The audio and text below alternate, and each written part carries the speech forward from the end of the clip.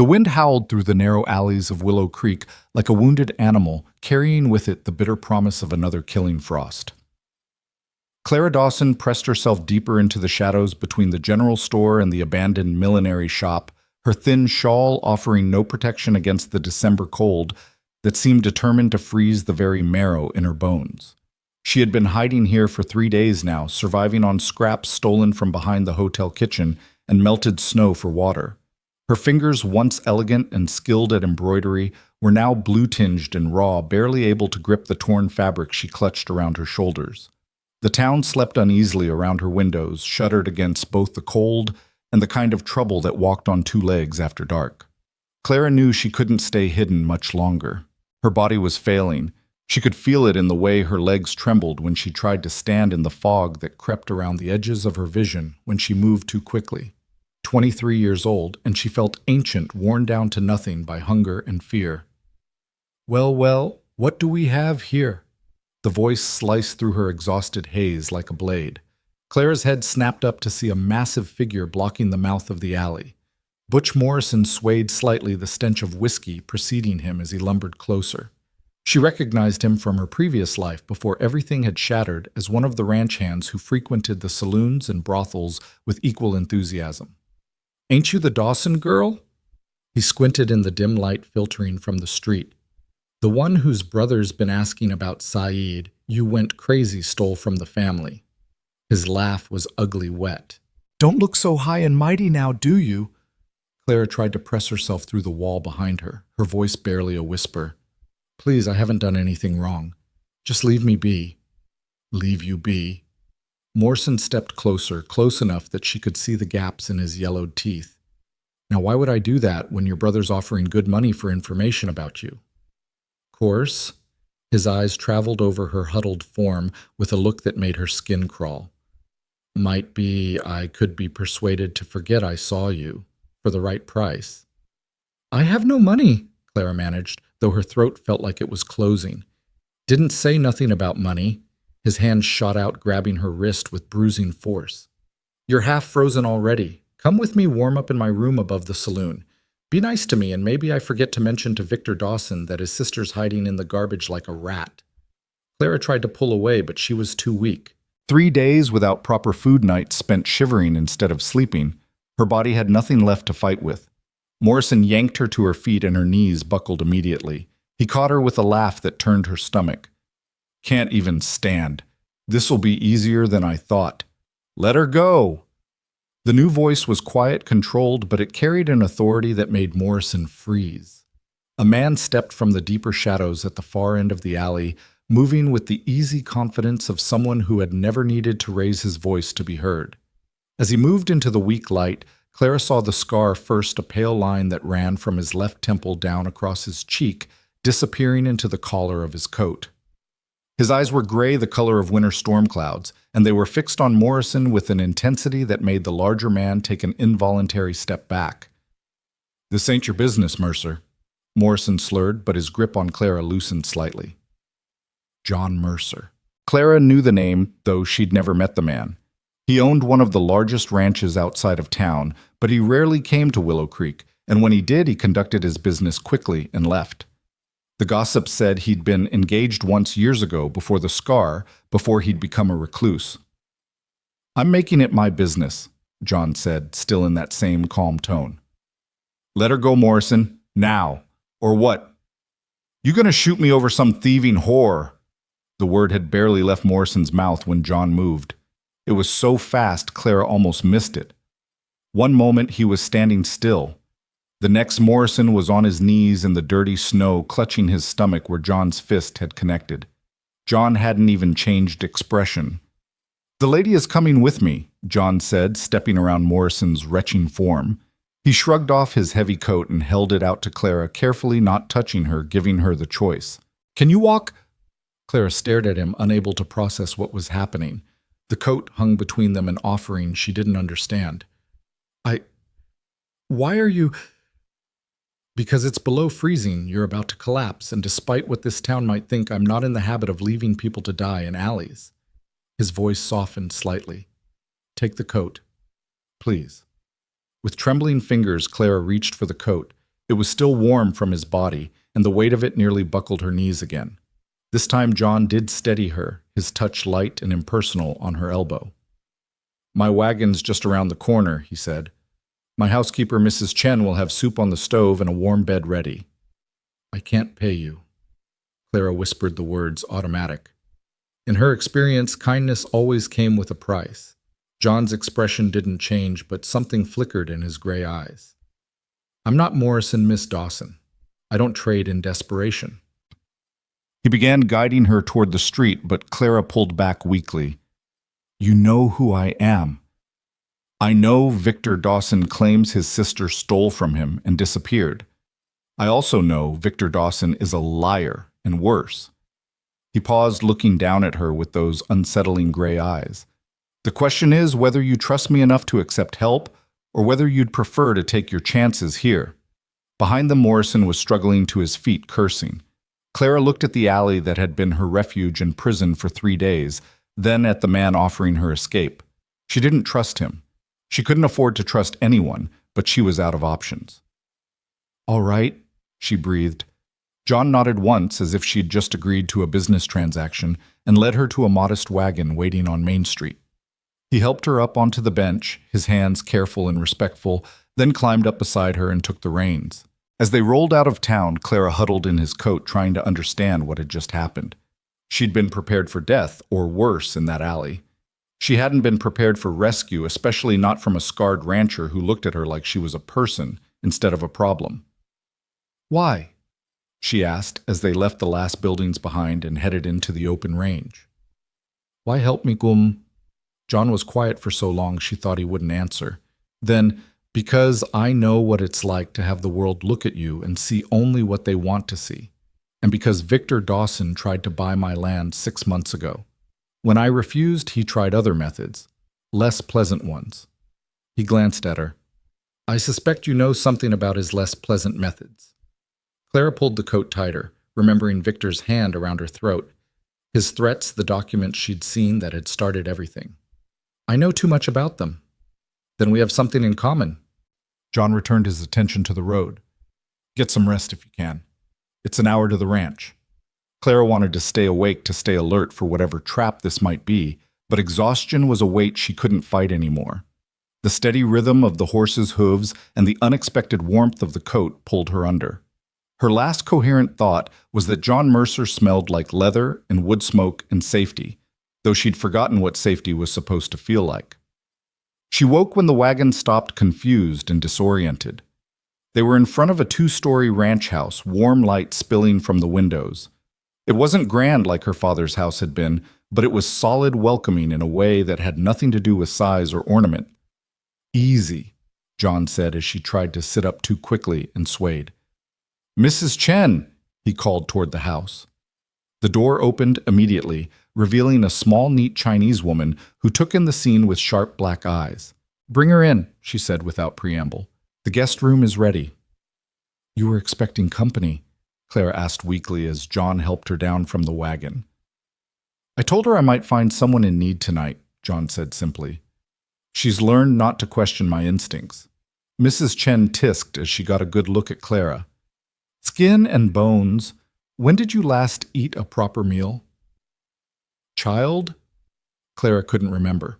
Before she'd fled her brother's house, that had been nearly a week ago. "I'm not sure." "Men," Mrs. Chen muttered, though it wasn't clear if she meant Victor Morrison or men in general. "Come. Bath first, then food, then bed. You—" She pointed at John. "Go away. This is women's business now."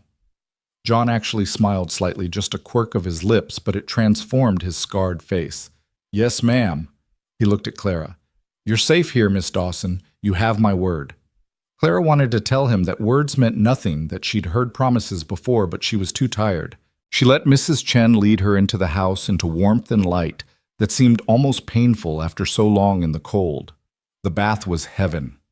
Mrs. Chen had to help her undress, clicking her tongue at the bruises on Clara's arms, the marks Victor had left. She said nothing, just helped Clara into the hot water and began gently washing her hair. "Mr. John is a good man," Mrs. Chen said quietly as she worked. Lonely, but good. He doesn't bring people here often.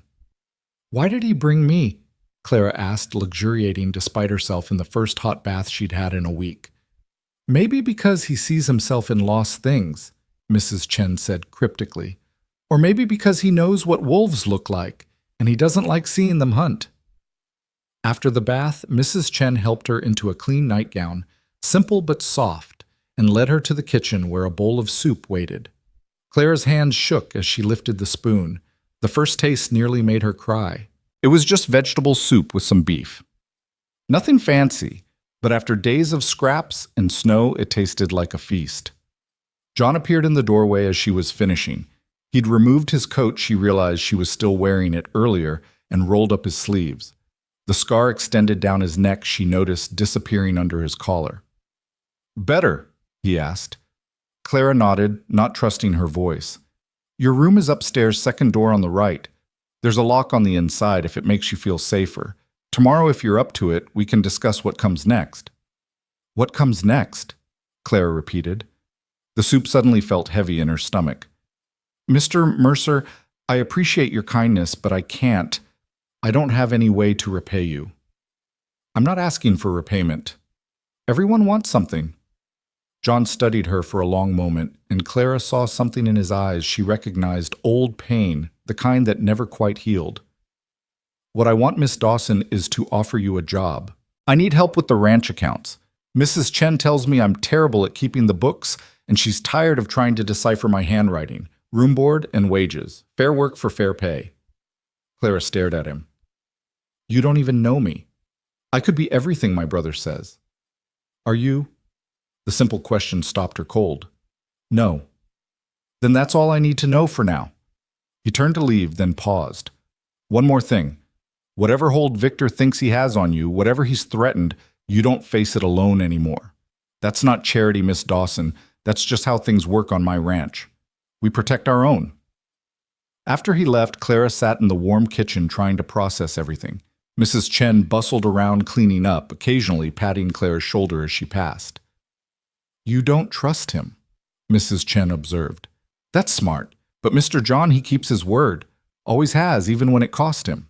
She gestured to the stairs. "Go rest, child. Tomorrow is soon enough for worrying." Clara climbed the stairs on unsteady legs, finding the room John had indicated. It was simple but clean, with a bed that looked impossibly soft, a small dresser, and a window that looked out over the range. True to his word, there was a sturdy lock on the inside of the door. She turned the lock, then stood in the middle of the room, overwhelmed. This morning she'd woken up freezing in an alley, certain she'd die before the week was out. Now she was warm, fed, clean, and safe, or as safe as she could be with Victor still hunting her. A soft knock at the door made her jump. "It's just me, dear." Mrs. Chen's voice came through. "I'm leaving some clothes outside your door for tomorrow. They might be a bit big, but they'll do until we can get you proper things." Clara waited until she heard footsteps retreating before opening the door a crack. A neat pile of clothes sat on the floor, a simple dress, undergarments, stockings, even a pair of boots. She brought them inside quickly, locking the door again. The bed was as soft as it looked. Clara sank into it, pulling the quilts up to her chin. For the first time in a week, she wasn't cold. For the first time in longer than that, someone had helped her without demanding payment. She didn't trust it, couldn't trust it. But for tonight, she would let herself rest. Sleep came quickly, but it wasn't peaceful. She dreamed of Victor's face twisted with rage, his hands reaching for her throat. She dreamed of documents burning, of names and numbers that could destroy him if anyone believed her. She dreamed of her father turning his back as Victor dragged her away, choosing his son over his daughter like he always had. She woke with a gasp, disoriented in the darkness. For a moment she couldn't remember where she was, and panic clawed at her throat. Then she heard it, the steady tick of a clock somewhere in the house, the distant lowing of cattle, the creak of the house settling, ranch sounds. Safe sounds. A board creaked in the hallway, and Clara froze. Footsteps, slow and measured, paused outside her door. She held her breath, waiting for the handle to turn, for Victor to have found her somehow. "Miss Dawson," John's voice quiet and careful. "I heard you cry out. Are you all right?" Clara released her breath shakily. "Yes, I'm sorry. Just a dream." "No need to apologize." A pause. I'll be in my study if you need anything. It's just downstairs first door on the left. She listened to his footsteps retreat confused by the consideration. In her father's house and Victor's house, no one had ever checked on her nightmares. They'd been as much a part of her life as breathing, especially after her mother died. Clara lay back down but couldn't return to sleep. Instead, she stared at the ceiling, trying to make sense of John Mercer. The scar suggested violence in his past, but his hands had been gentle. He'd defended her against Morrison without hesitation, but he hadn't tried to touch her himself. He offered her work, not charity, as if he understood that dignity mattered as much as survival. As dawn light began creeping through the window, Clara made a decision. She would take the job, work hard, save every penny she could. And when she had enough, she would run far from Wyoming, far from Victor, far from anyone who knew the name Dawson. She would become someone else, someone who had never been broken. It was a good plan, a sensible plan. She didn't yet know that John Mercer had a way of undoing plans, or that sometimes being saved meant more than just surviving. A knock at the door interrupted her thoughts. "Miss Clara?" Mrs. Chen's voice. "Breakfast is ready when you are." Clara rose dressed in the borrowed clothes that were indeed too large but clean and warm and ventured downstairs. The house in daylight was different. She could see it was well-maintained but sparse functional rather than decorative. A man's house except for touches that must be Mrs. Chen's, doing a vase of dried flowers, clean curtains, a rag rug that added warmth to the wooden floors. The kitchen smelled of bacon and coffee. John was already at the table reading what looked like correspondence. He glanced up when she entered, and Clara was struck again by those gray eyes, alert, intelligent, giving nothing away. "Miss Dawson, I trust you slept?" Yes, thank you." Mrs. Chen set a plate in front of her eggs, bacon, toast, more food than Clara had seen in one place in weeks. Her stomach cramped with want, but she forced herself to eat slowly, properly, the way her mother had taught her. "I've been thinking about your offer," she said between bites. "The job. I accept if it's still available." John nodded. "Good. Can you start today?" Clara almost smiled at his directness. "I suppose I can." "The accounts are a disaster," he warned. "I haven't properly updated them in months. Mrs. Chen threatens me daily, but numbers were never my strong suit." "Mr. John runs this ranch like clockwork," Mrs. Chen interjected, setting down more coffee. "But ask him to write it down proper. Might as well ask a horse to sing opera." This time Clara did smile, just slightly. "I'm good with numbers. My mother insisted I learn." "Your mother was a smart woman," John said quietly. Clara looked at him sharply. "You knew her." "I met her once years ago, at a social in town. She was kind to a young man with a new scar who everyone else was staring at." He touched his face absently, then seemed to catch himself. "She had a way of seeing past surfaces." Clara's throat tightened. Her mother had been like that kind to everyone, regardless of station or appearance. It had driven Victor crazy, her democratic approach to humanity. "She died 3 years ago," Clara said softly. "I know. I'm sorry." They finished breakfast in comfortable silence. Then John led her to his study, and Clara understood what he meant about the accounts. Papers covered every surface: receipts, invoices, correspondence, all in various states of organization, or rather, disorganization. "It's not as bad as it looks," John said, though he sounded unconvinced himself. Clara picked up a handful of papers, scanning them quickly. "You're right. It's worse." John actually laughed, a short, surprised sound that transformed his face again. "Honest, I appreciate that. Would you prefer I lie?" "No, I've had enough of liars." His expression darkened momentarily, and Clara wondered what had put that look on his face. "I'll leave you to it. If you need anything, just ask Mrs. Chen." He left her alone in the study, and Clara began sorting through the chaos. It was familiar work. She'd helped manage her father's household accounts before Victor had taken over everything, before everything had gone wrong. As she worked, she found herself relaxing incrementally. This was something she could control, something she was good at. Numbers didn't lie or threaten or demand things she couldn't give. They simply were. By noon, she had established some semblance of order. Mrs. Chen brought her lunch on a tray, staying to chat while Clara ate. You're the first person he's allowed in this room in 2 years, Mrs. Chen observed. Even I'm not permitted to clean in here. Why? Mrs. Chen shrugged. Mr. John has his reasons, usually good ones. She studied Clara with those sharp eyes. You're running from something. It wasn't a question. Clara set down her sandwich carefully. Yes. Will it follow you here? Clara thought of Victor of his rage when he'd discovered what she'd seen, what she knew. Probably. Mrs. Chen nodded as if this was expected.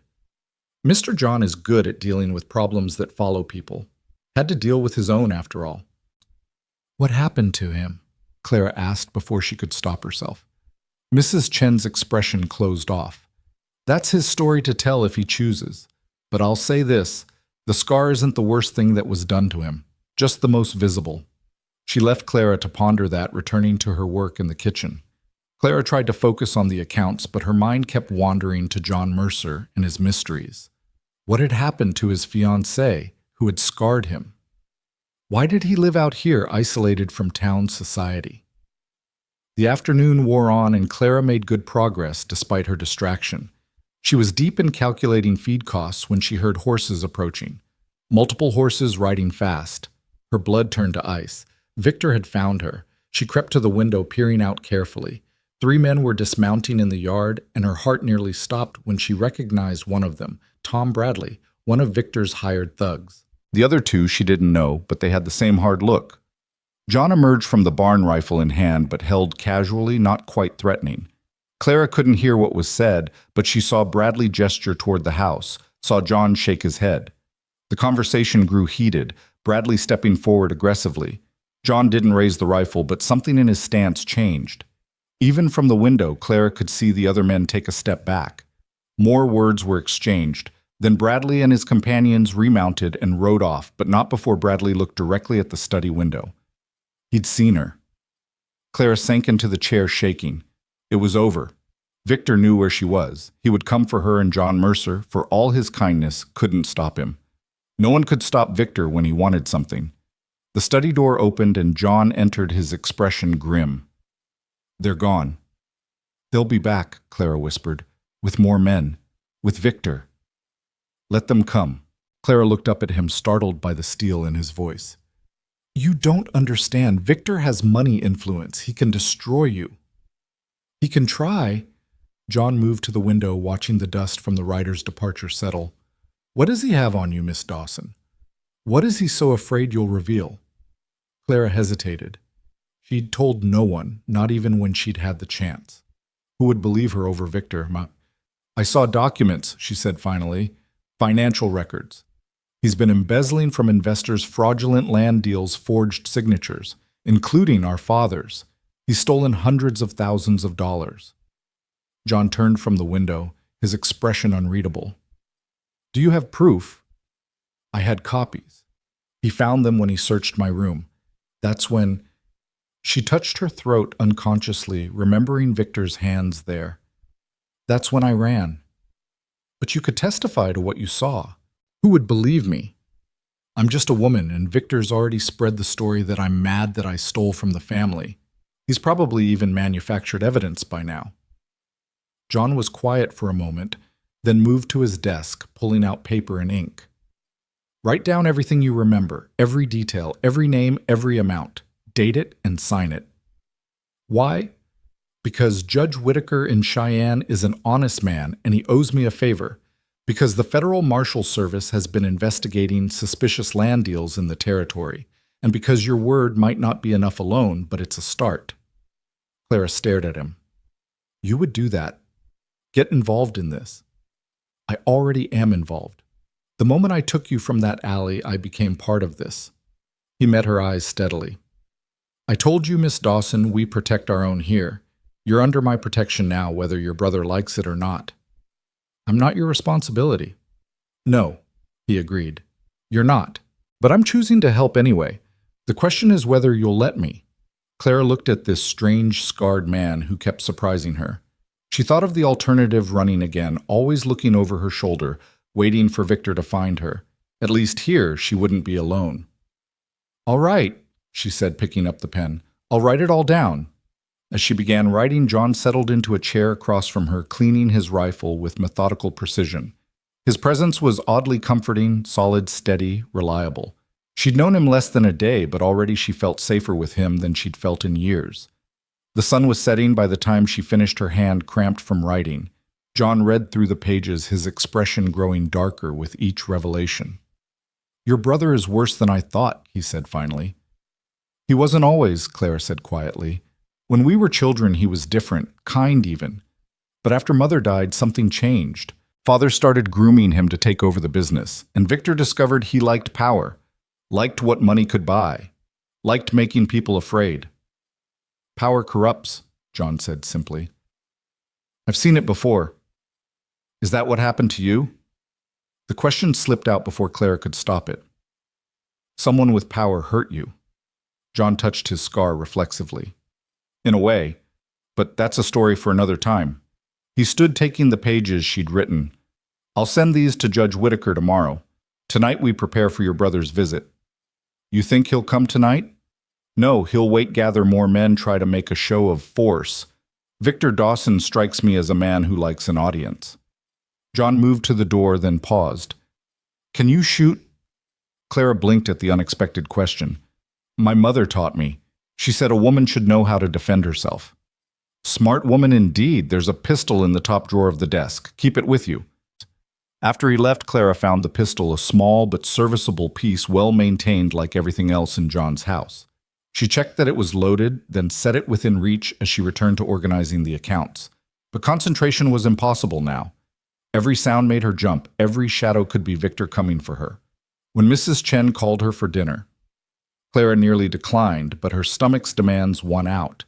John was already at the table, and Clara noticed he'd positioned himself where he could see both the front door and the window. His rifle leaned against the wall within easy reach. "You're frightening Miss Clara," Mrs. Chen scolded, serving stew. "Good," John said. "Fear keeps you alert. Complacency gets you killed." "Speaking from experience?" Clara asked. "Yes." The single word carried weight finality. They ate in tense silence, everyone listening for sounds that didn't belong. But the night passed peacefully, and eventually Clara returned to her room. The pistol a comfortable weight in her pocket. She didn't expect to sleep, but exhaustion claimed her anyway. She dreamed not of Victor this time, but of gray eyes and scarred hands of safety that might not be an illusion after all. She woke to shouting. Clara bolted upright, heart pounding. Dawn was just breaking, painting the sky pale pink. The shouting came again, Victor's voice demanding John come out and face him like a man. Clara dressed quickly, hands shaking as she fumbled with buttons. The pistol went into her pocket.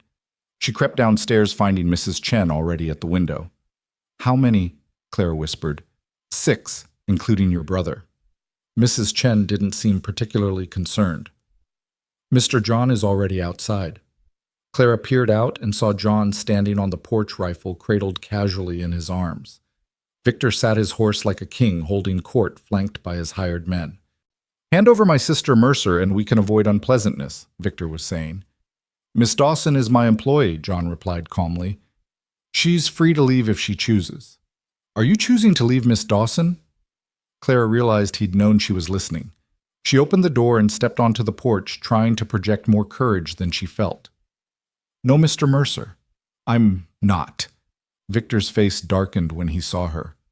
"Clara, you've caused enough trouble. Come home immediately." "That's not my home anymore, Victor. It stopped being home when you tried to strangle me." "Lies," Victor spat. "You see, Mercer? She's delusional. I'm her legal guardian." "I'm 23 years old," Clara interrupted, "well past the age of needing a guardian. Father named me executor of his estate, which you've been stealing from." The words burst out before Clara could stop them. "I know about the false accounts, Victor, the forged signatures, all of it." Victor went very still, and Clara recognized the dangerous calm before his storms. "You always were too curious for your own good sister. Mr. Mercer, I'll make you a deal. Give her to me and I'll forget you were involved in this. I'll even buy your ranch for twice what it's worth." "Not interested," John said, 3 times. "The answer's still no." Victor's composure cracked. You scarred freak. You think you're protecting her. You think she'll thank you. She's using you. Can't you see that? The minute she gets what she wants, she'll leave you just like... The rifle shot split the morning air. Victor's hat flew off his head and his horse danced nervously. The next one won't miss, John said quietly. Get off my land, Dawson. Don't come back. Victor's hand moved toward his gun, but one of his men caught his arm. Not here, boss. Not now. For a moment, violence hung in the air like smoke. Then Victor smiled a cold, cruel expression that made Clara shiver. This isn't over, he said. I'll be back with the sheriff with papers, legal documents. You can't fight the law, Mercer. I can if the law's been bought, John replied. Victor wheeled his horse around savagely. 2 days, Clara. You have 2 days to come to your senses. After that, I won't be responsible for what happens. They rode off in a cloud of dust, and Clara found herself trembling. John's hand touched her shoulder lightly. You did well, he said. He'll come back. With more men, like he said. Let him. John turned to go inside, then paused. Why didn't you leave with him? It might have been safer. Clara thought about it, about the strange trust she'd developed for this scarred rancher in such a short time. Because for the first time in my life, someone stood up for me. That's worth the risk. Something shifted in John's expression. Surprise, perhaps, or recognition. Come inside. Mrs. Chen's making breakfast, and we need to plan. As Clara followed him in, she realized something had changed. She wasn't just hiding anymore. She was making a stand, and somehow she'd found the one person in Wyoming willing to stand with her. The morning after Victor's threat hung heavy in the air as Clara helped Mrs. Chen clear the breakfast dishes. Her hands trembled slightly, making the china rattle, and she forced herself to breathe deeply. 2 days. Victor had given them 2 days before he returned with whatever fabricated legal documents he could manufacture. John had disappeared into his study after breakfast, leaving Clara to wonder if he was already regretting his involvement in her troubles. Stop that thinking, Mrs. Chen said sharply, taking a plate from Clara's unsteady hands. Mr. John doesn't make decisions lightly. If he says you stay, you stay. But I've brought danger to his door, Clara said softly. Victor won't stop. He never does when someone defies him, Mrs. Chen snorted. You think Mr. John afraid of danger, child? That man has faced worse than your brother's tantrums. She paused, studying Clara with those penetrating dark eyes. The question is whether you trust him enough to accept his help. Before Clara could respond, John appeared in the doorway. Miss Dawson, I need to show you something. She followed him outside to the barn where he led her past the horse stalls to a small room at the back. Inside was a desk covered with papers, but these were different from the chaos of his study. These were organized, methodical, and as Clara looked closer, her breath caught. These are about Victor, she whispered, picking up a newspaper clipping about a suspicious land deal. I started collecting information 6 months ago after he tried to force me to sell, John said, leaning against the doorframe. Your brother has made many enemies, Miss Dawson. You're not the only one who's noticed his crimes. Clara read through the documents with growing amazement. Reports of forged deeds, testimonies from cheated investors, even a letter from a banker expressing concerns about irregular transactions. How did you get all this? I have friends in useful places. Judge Whitaker isn't the only honest man left in Wyoming. John moved closer, pointing to a particular document. This came last month. A federal investigation into territorial land fraud. Your brother's name appears frequently. Then why hasn't he been arrested? Lack of direct evidence. The people who could testify are either paid off or too frightened. John met her eyes. Until now. Clara understood what he was saying. With her testimony combined with what he'd gathered, they might have enough to bring Victor down. But it would mean putting herself in even greater danger, becoming the public face of accusations against a powerful man. I need time to think, she said. Take all the time you need. Just remember we have less than 2 days before he returns. That afternoon, Clara tried to focus on the ranch accounts, but her mind kept wandering. Through the window, she watched John working with the horses, his movements confident and sure. There was something calming about his presence, the way he handled the animals with firm gentleness. She found herself wondering again about his past, about the fiancée Mrs. Chen had mentioned. A rider approaching fast interrupted her thoughts. Clara's hand went immediately to the pistol in her pocket, but John seemed unconcerned, raising a hand in greeting as the rider dismounted. The man was younger than John, with sandy hair and an easy smile that dimmed when he saw Clara in the window. She recognized him vaguely from town, Sam Martinez, who ran the telegraph office. She couldn't hear their conversation, but she saw Sam hand John a telegram. Saw John's expression darken as he read it. They spoke for a few more minutes before Sam remounted and rode off. John stood in the yard for a long moment, staring at the paper in his hand before heading toward the house. "Bad news?" Clara asked when he entered the study. "Interesting news." He handed her the telegram. It was from Judge Whitaker in Cheyenne. Brief and to the point. "Received your letter. Federal Marshal Thomas Mitchell arriving Willow Creek in 3 days. Will investigate claims. Advise your witness to be ready." 3 days, Clara breathed. "But Victor said 2, which means we need to keep you safe for 1 day after your brother's deadline." John's jaw tightened. He won't wait quietly for the marshal. That evening, as they sat down to dinner, Clara noticed John had brought his rifle to the table. The significance wasn't lost on her. He expected trouble before morning. "Tell me about the scar," she said suddenly, surprising herself with the boldness of the question. Mrs. Chen made a disapproving sound, but John held up a hand. "It's all right." He was quiet for a moment, then began speaking in a low, measured tone. "Her name was Elizabeth. We were engaged, planning to marry in the spring of '78. She was beautiful, accomplished everything a man could want. What I didn't know was that she was also in love with someone else, someone who couldn't offer her respectability or wealth." Claire remained silent, watching the play of emotions across his face. "The night before our wedding, she came to me in tears, confessed everything. She'd been seeing him for months, was carrying his child. She begged me to marry her anyway, to give the child a name, promised she'd be a good wife." John's hand unconsciously touched his scar. "I was young, proud, furious. I said things I shouldn't have. Told her to leave, that I never wanted to see her again." "That wasn't unreasonable," Clara said softly. "Perhaps not. But her lover was listening outside. He thought I'd heard her crying. He came in with a knife." John's voice was flat, emotionless. "We fought. He was drunk, desperate. The knife caught me here."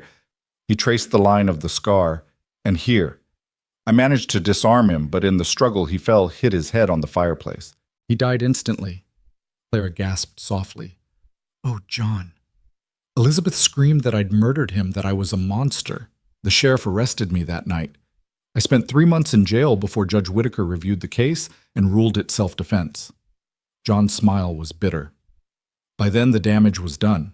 Elizabeth had spread her version of events. In town I became the scarred killer who'd murdered a man in jealous rage. But that's not what happened. The truth rarely matters when the story is better. John pushed his plate away. "I kept to myself after that, built this ranch away from town gossip. It's been 3 years. Most people have forgotten the details, just remember to be afraid of the scarred rancher." Clara reached across the table, impulsively covering his hand with hers. "I'm not afraid of you." John stared at their joined hands, something vulnerable flashing across his features. "You should be. Getting involved with me, even as an employee, puts you at risk. The town already whispers about any woman who comes here." "Let them whisper," Clara said fiercely. "They whisper about me too, the mad Dawson girl who stole from her family. Perhaps we're well matched in our reputations." Before John could respond, the sound of breaking glass shattered the moment. A rock had come through the kitchen window, a note tied around it. John was on his feet instantly, rifle in hand, but no further attack came. Mrs. Chen picked up the rock, untying the note with steady hands. Her face paled as she read it. "It's for Miss Clara." Clara took the paper with trembling fingers. Victor's handwriting was unmistakable. "You have until dawn. Come alone to the old mine, or I'll burn the ranch with everyone inside. Don't test me, sister." "He's lost his mind," Clara whispered. "No," John said grimly. "He's desperate. He knows about the marshal coming." At Clara's surprised look, he added, "Sam mentioned seeing one of Victor's men near the telegraph office. They probably bribed someone to share any interesting messages." "Then I have to go," Clara said, standing. I won't let him hurt you or Mrs. Chen because of me. John caught her arm gently but firmly. You're not going anywhere. You don't understand. Victor doesn't make idle threats. When we were children, he burned down the neighbor's stable because they complained about his horse trampling their garden. He'll do it, John. He'll burn this place to the ground. Let him try. John's voice was steel. This ranch has faced prairie fires and survived. We can handle one desperate man with delusions of power. But Clara heard what he wasn't saying, that defending against Victor meant violence, possibly death. She thought of Mrs. Chen, who'd shown her nothing but kindness, of John, who'd risked everything for a stranger. She couldn't let them pay for her choices. That night, Clara lay in bed, fully dressed, waiting. When the house finally settled into sleep, she crept downstairs, avoiding the creaky third step she'd noticed that morning. The pistol was a weight in her pocket as she eased open the front door. The moon was nearly full, casting silver light across the yard. Clara had made it halfway to the barn when a figure stepped out of the shadows. Going somewhere? John asked quietly. Clara's heart nearly stopped. How did you? I know the look of someone planning something foolish. I've worn it myself. He moved closer, and she could see he was fully dressed, his rifle slung over his shoulder. If you're determined to meet your brother, I'm coming with you. He said alone, and you believed him, Clara. He's not planning to negotiate. This is a trap. I know, she admitted, her voice breaking slightly.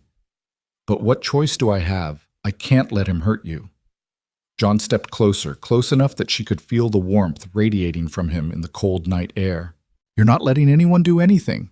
These are my choices too, and I choose to stand with you. Why? The question came out as barely a whisper. Why do you care what happens to me? For a moment, John didn't answer. Then his hand came up to cup her cheek, his touch impossibly gentle. Because you looked at me in town and saw a man, not a monster. Because you're brave and honest and deserve better than living in fear. Because... He paused, seeming to struggle with the words. Because I care for you more than is wise or proper, given how short a time we've known each other. Clara's breath caught. John? We can discuss this later, he said, dropping his hand. Right now we need to decide. Do we wait for your brother to come here, or do we face him on ground of our choosing? Before Clara could answer, the night sky lit up with orange flame. In the distance toward town, something was burning. The old mine, John said grimly. He's burning the abandoned buildings near it, trying to draw us out.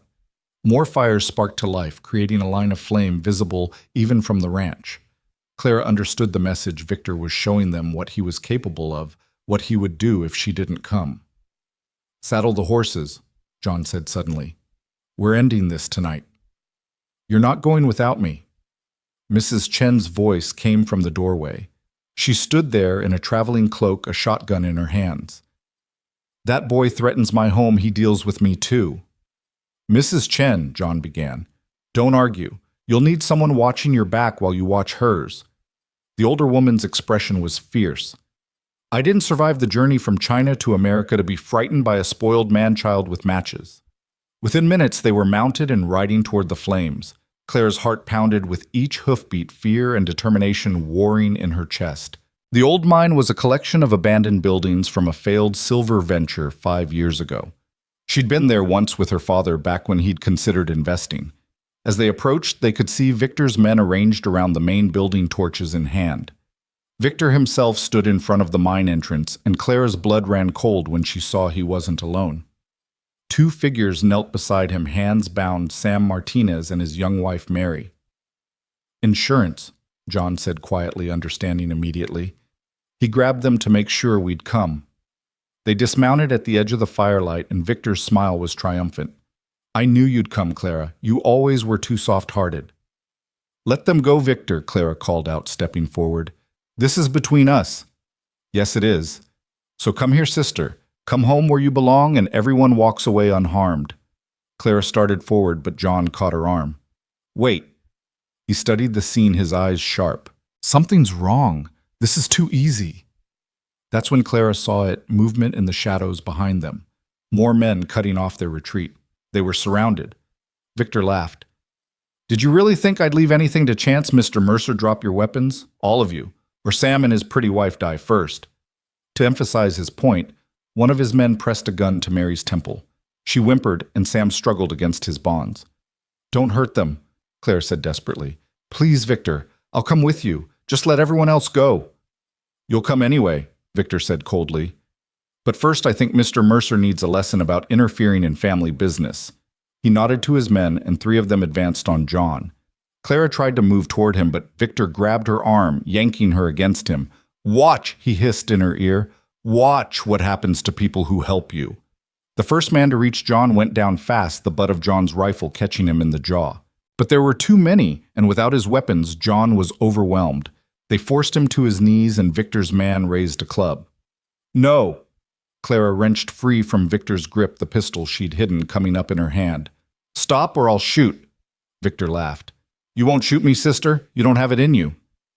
"Maybe not you," Clara said, swinging the pistol toward the man holding Mary. "But I'll shoot him, and then the next one.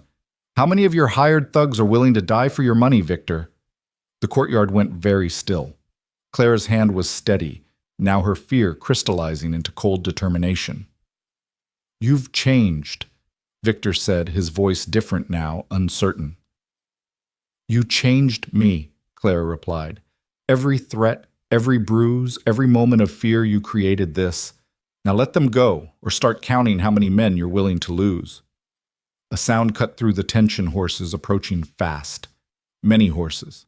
Victor's head snapped toward the sound, and his face paled in the firelight. "Federal Marshal," a voice bellowed, "everyone drop your weapons." Marshal Thomas Mitchell rode into the courtyard with a dozen deputies, their badges glinting in the firelight. His eyes took in the scene quickly, the hostages, the armed men, Clara with her pistol raised. "Victor Dawson," the marshal said, dismounting, "you're under arrest for fraud, embezzlement, and now kidnapping." "This is a family matter," Victor protested. "My sister is delusional." "Your sister sent detailed testimony to Judge Whitaker," the marshal interrupted, "along with some very interesting documents Mr. Mercer collected. We've been investigating you for months, Dawson. This just gave us what we needed." Victor's composure finally cracked completely. With a snarl of rage, he pulled a hidden derringer from his coat, aiming at Clara. "If I'm going down, you're coming with me." The gunshot was impossibly loud in the confined space, but it wasn't Victor's derringer. John had thrown himself forward, knocking Clara aside as Victor fired. The bullet caught John in the shoulder, spinning him around, and Clara screamed. In the chaos that followed, Victor tried to run. He made it 3 steps before Mrs. Chen's shotgun blast took his legs out from under him. He went down howling, clutching his knee. "That's for threatening my home," Mrs. Chen said calmly, breaking the shotgun to reload. Clara was already at John's side, pressing her hands against the wound in his shoulder. Blood seeped between her fingers, warm and terrifying. "Don't you dare die," she said fiercely. "Not now, not for me." John's hand covered hers, his grip surprisingly strong. "Takes more than a bullet to kill me," he managed. "Besides, we have things to discuss, remember." The marshal's men quickly took control, arresting Victor's hired thugs and freeing Sam and Mary. A doctor was summoned from town, arriving as dawn began to break over the mountains. Clara refused to leave John's side as the doctor worked extracting the bullet and binding the wound. "He'll be fine," the doctor assured her. "Missed anything vital. He'll be sore for a while, but no permanent damage." Victor, his legs splinted and bound, was loaded into a prison wagon. As it prepared to leave, he called out to Clara. "This isn't over. Father will get me out. You'll see." Marshal Mitchell approached Clara with a document. "Your father already knows, Miss Dawson. We contacted him yesterday. He's disowned your brother and named you sole heir to the estate. Seems he finally learned the truth about which of his children was worth believing." Clara stared at the paper, unable to process this reversal of fortune. "After everything her father had chosen her, there's more," the marshal continued. "The investors Victor cheated want to thank you for your courage. There's a substantial reward for information leading to his arrest. You're a wealthy woman now, Miss Dawson." Wealthy, free, safe. Everything she dreamed of when she was hiding in that alley, freezing and afraid. But as Clara looked at John, pale but steady, at Mrs. Chen standing guard with her shotgun at the ranch hands who'd ridden to help when they saw the fires, she realized something. "I already have everything I need," she said softly. John's hand found hers squeezing gently. Does that mean you're staying? Clara thought of the scarred rancher who'd saved her from the cold, who'd stood between her and danger, who'd taken a bullet meant for her. She thought of quiet evenings in the kitchen of ledgers that needed organizing, of a life that was simple but real and honest. If you'll have me, she said. I believe I offered you a job. John said, his eyes warm despite the pain, though I might have another position in mind now. Oh, it requires a lifetime commitment, room and board included, of course. Clara laughed, tears streaming down her face. Mr. Mercer, are you proposing to me while bleeding from a gunshot wound? Seems as good a time as any, he replied, though I'd prefer to do it properly when I can kneel without falling over. Mrs. Chen snorted. About time. I was beginning to think I'd have to lock you two in the barn until you figured it out. As the sun rose fully painting the sky in shades of pink and gold, Clara helped John to his feet. He leaned on her solid and warm and alive. Let's go home, she said. Home. John repeated the word, carrying weight and promise. Yes, let's go home. They made their way slowly back to the ranch, the marshal and his men dealing with the aftermath of Victor's crimes. Clara knew there would be trials testimony, probably scandal, as the full extent of her brother's deeds came to light. But that was for tomorrow. Today, she had survived. More than that, she had found something she'd never dared hope for. Not just safety or shelter, but belonging. Not just protection, but partnership. Not just a house, but a home. As they reached the ranch, John stopped looking down at her with those steady gray eyes. Thank you, he said simply. For what? For being brave enough to trust me. For seeing past the scar and the stories. For staying. Clara reached up, tracing the line of his scar with gentle fingers. Thank you for being worth trusting. For standing with me when no one else would. For catching me when I fell. Always, John promised. I'll always catch you. And standing there in the morning light, bloodied but unbroken. Clara believed him. She'd traded herself for shelter, expecting nothing but survival. Instead, she'd found everything's safety purpose and a love forged in fire and proved in blood. The scarred rancher and the runaway heiress, it sounded like something from a dime novel. But it was real, and it was theirs, and it was just beginning. Mrs. Chen ushered them inside, fussing over John's wound and insisting Clara eat something. Life continued around them, the ranch hands starting their morning chores, the horses needing tending, the accounts still waiting to be properly organized. But for a moment, sitting in the kitchen where it all began, Clara allowed herself to simply breathe, to exist without fear, to imagine a future that stretched beyond mere survival. John's hand found hers across the table, their fingers intertwining naturally, as if they'd always belonged that way. Neither spoke, but words weren't necessary. They had found each other in the darkness, two broken people who discovered they were stronger together than apart. Outside, the Wyoming wind sang across the prairie, carrying away the smoke from the night's fires. It was a sound Clara was learning to love, the sound of wide-open spaces, of possibility, of freedom. She was home. The week following Victor's arrest passed in a strange blur of activity and quiet moments. John's shoulder healed slowly, and Clara found herself taking on more responsibilities around the ranch, discovering she enjoyed the physical work as much as the accounting. She was feeding the chickens one morning when a familiar figure appeared on the horizon, riding slowly toward the ranch. Her father looked older than when she'd last seen him, his once proud shoulders bent with what she recognized as shame. Clara's hand stilled on the feed bucket as William Dawson dismounted, removing his hat as he approached. "Clara," he said, his voice rough with emotion. "My dear girl." She stood frozen, unable to reconcile this humble man with the father who had turned his back when Victor's rage had first shown itself. "Why are you here?" "To beg your forgiveness, though I don't deserve it." William's eyes were red-rimmed, exhausted. "The marshal showed me the documents, told me everything. How Victor threatened you, hurt you, drove you to run. How I—" His voice broke. "How I failed you." "You chose him," Clara said, surprised by how steady her voice remained. "Every time. Even when Mother begged you to see what he was becoming." "I know. I wanted so badly to have a son to carry on the business to build an empire. I was blind. William took a shaky breath. Your mother would be ashamed of me. From the porch, John watched silently, his arm still in a sling, but his presence reassuring. Clara drew strength from knowing he was there ready to intervene if needed. What do you want from me, Father? Nothing. I came to give you this. He pulled out a leather folder thick with documents. The estate, the business, everything. It's all yours as it should have been. I've also included evidence I found in Victor's room, more crimes, more victims. The marshal will want to see them. Clara took the folder with numb fingers. Inside were deeds, bank documents, and at the bottom her mother's jewelry, the pieces she'd thought lost forever. Your mother wanted you to have these on your wedding day, William said softly.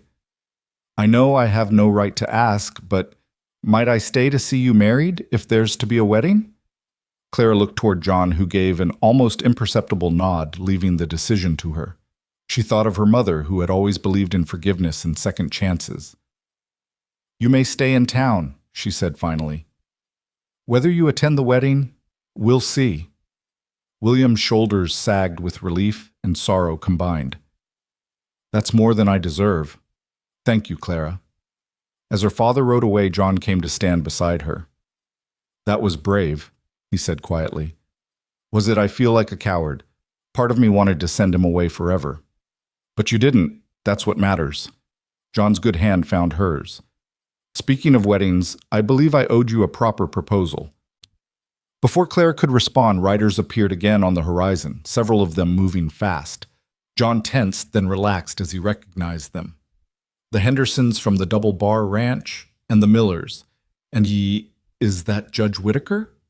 Indeed it was, along with what seemed like half the respectable families from the surrounding ranches. They dismounted in the yard, and Clara was surprised to see many of them carrying packages and baskets. We heard what happened. Mrs. Henderson said, a sturdy woman with kind eyes. How you stood up to that villain saved the Martinez family. We also heard, she glanced meaningfully between Clara and John, that there might be a wedding coming. News travels fast, John muttered, but Clara saw he was fighting a smile. We brought gifts, Mrs. Miller added, younger and more enthusiastic. Fabric for a dress, food for the celebration. It's time this ranch had some joy again. Judge Whitaker approached, his dignified bearing unchanged despite the dust of travel. Miss Dawson, Mr. Mercer, I've brought the final papers from Cheyenne. Victor Dawson has been formally charged with 15 counts of fraud, 3 counts of kidnapping, attempted murder, and arson. He won't see freedom for a very long time. Good, Clara said firmly. Then softer. Thank you for believing me. Thank Mr. Mercer, the judge replied. His word carries weight, even when delivered by telegram. Now, about this wedding I keep hearing about. John actually blushed, the color stark against his scarred cheek. I haven't properly asked yet. Then what are you waiting for? Mrs. Chen called from the porch. All these people didn't ride out here to watch you shuffle your feet. A ripple of laughter went through the gathered crowd. John looked at Clara, a question in his eyes, and she nodded. Here, surrounded by neighbors who had come to celebrate rather than gossip, felt right. John carefully lowered himself to one knee, wincing slightly at his shoulder. From his pocket, he pulled a simple silver ring, worn and beautiful. Clara Dawson, he began, his voice carrying across the yard. You came into my life half frozen and fighting for survival. You've turned my ordered existence upside down, made me remember what it's like to hope for something beyond mere existence. You've seen my scars, both visible and hidden, and haven't run. Would you do me the honor of becoming my wife? Clara's eyes filled with tears, but they were joyful now. John Mercer, you saved my life in every way a person can be saved. You gave me shelter when I had none, protection when I was hunted, and love when I thought I was unworthy of it. Yes, I'll marry you. The crowd erupted in cheers as John stood and slipped the ring onto her finger. It fit perfectly, as if it had been waiting for her. That was my mother's ring, John said quietly, for her ears alone. She would have loved you. The rest of the day became an impromptu celebration. Tables were set up in the yard, food appeared as if by magic, and someone brought out a fiddle. Clara found herself swept into the warmth of community she'd never expected to find. As the sun began to set, she noticed a lone rider approaching. Her chest tightened with familiar fear until she recognized him. Sam Martinez, still bearing bruises from his ordeal. "Miss Dawson," he said, dismounting carefully. "I wanted to thank you properly. If you hadn't come that night, if you hadn't stood up to him—" He swallowed hard. "Mary and I owe you our lives." "You owe me nothing," Clara said firmly. "Victor hurt you because of me." "No." Sam shook his head. "He hurt us because he was a monster who thought money gave him the right. You stopped him. That makes you a hero in my book." As the evening wore on, Clara found herself overwhelmed by the acceptance, the celebration of her and John's happiness. These people who had every reason to shun them both, the scarred rancher with his violent past and the runaway girl with her scandalous story, had chosen to embrace them instead. "It's because you fought," Mrs. Henderson explained when Clara expressed her amazement. "Out here we respect courage. You both showed plenty of that." The party continued into the night, but eventually the guests departed, leaving promises to help with wedding preparations. Clara and John sat on the porch watching the stars emerge in the clear Wyoming sky. 2 weeks, John said suddenly. "What?" "The wedding. 2 weeks from today. Unless you want more time." Clara thought about it. She dreamed of a grand wedding once when she was young and naive. White dress church full of society people, reception at the country club. But that girl was gone, replaced by someone who understood that love wasn't about display, but about truth. 2 weeks is perfect, she said. The next morning brought a surprise visitor, Marshall Mitchell, his expression grim. "We have a problem," he said without preamble. "Victor escaped during transport to the federal prison." Clara's blood turned to ice. "How?" "Had help. Some of his hired men who weren't at the mine that night. They ambushed the transport wagon, killed 2 deputies. The marshal's face was hard. "I'm sorry, Miss Dawson, but until we recapture him, you're in danger." John's hand found Clara's shoulder, steady and reassuring. "He'll come here," John said. It wasn't a question. "Most likely. I can leave some deputies and—" "No," John interrupted. "This is our land, our fight. We'll handle it." The marshal looked skeptical. "Mr. Mercer, with respect, your shoulder is healing fine, and I'm not alone." John glanced at Clara. "We faced him before. We'll do it again." After the marshal left, promising to keep them informed, Clara found herself pacing the study, fear and anger warring in her chest. "I should leave," she said suddenly. "Draw him away from here." "Absolutely not." John's voice was firm. "We stand together, remember." "But the ranch?" "Mrs. Chen, the hands, I won't have more people hurt because of me." John crossed to her, cupping her face in his hands. "Listen to me. This ranch has weathered storms, fires, and worse. The people here choose to stay knowing the risks. We protect our own, and you're one of us now." That night Clara couldn't sleep. She stood at her window watching the moonlit yard, every shadow potentially hiding Victor. A soft knock at her door made her jump. "It's me," John's voice came through. "May I come in?" She opened the door to find him, fully dressed, rifle in his good hand. "Can't sleep either." "I keep thinking I see him," Clara admitted. "Every sound, every movement." "He's not here yet. When he comes, we'll know." John hesitated, then said, "Stay in my room tonight. It has better sight lines and—" He paused, color rising in his cheeks. "I'll sleep better knowing exactly where you are." It was improper, scandalous even, but Clara was past caring about propriety. She followed him to his room, larger than hers, with windows on 2 walls providing clear views of the approaches to the house. "Take the bed," John said, settling into a chair by the window. "I'll keep watch." "We could take turns," Clara suggested. "I won't sleep anyway. Might as well be useful." Clara lay down fully clothed on top of the covers, her pistol within reach. Despite her fear, John's presence was calming, and she found herself drifting off. She woke to the sound of horses. Many horses. Dawn was just breaking, and John was already at the window, his expression grim. "How many?" Clara asked, joining him. 8, maybe 9. He pointed to movement near the barn. "They're surrounding the house." Clara's heart pounded, but her hands were steady as she checked her pistol. "What do? We give them what they're not expecting." John moved to his wardrobe, pulling out a second rifle. "Can you shoot distance?" "My mother taught me." "Good woman." John handed her the rifle. Take the east window. I'll take the west.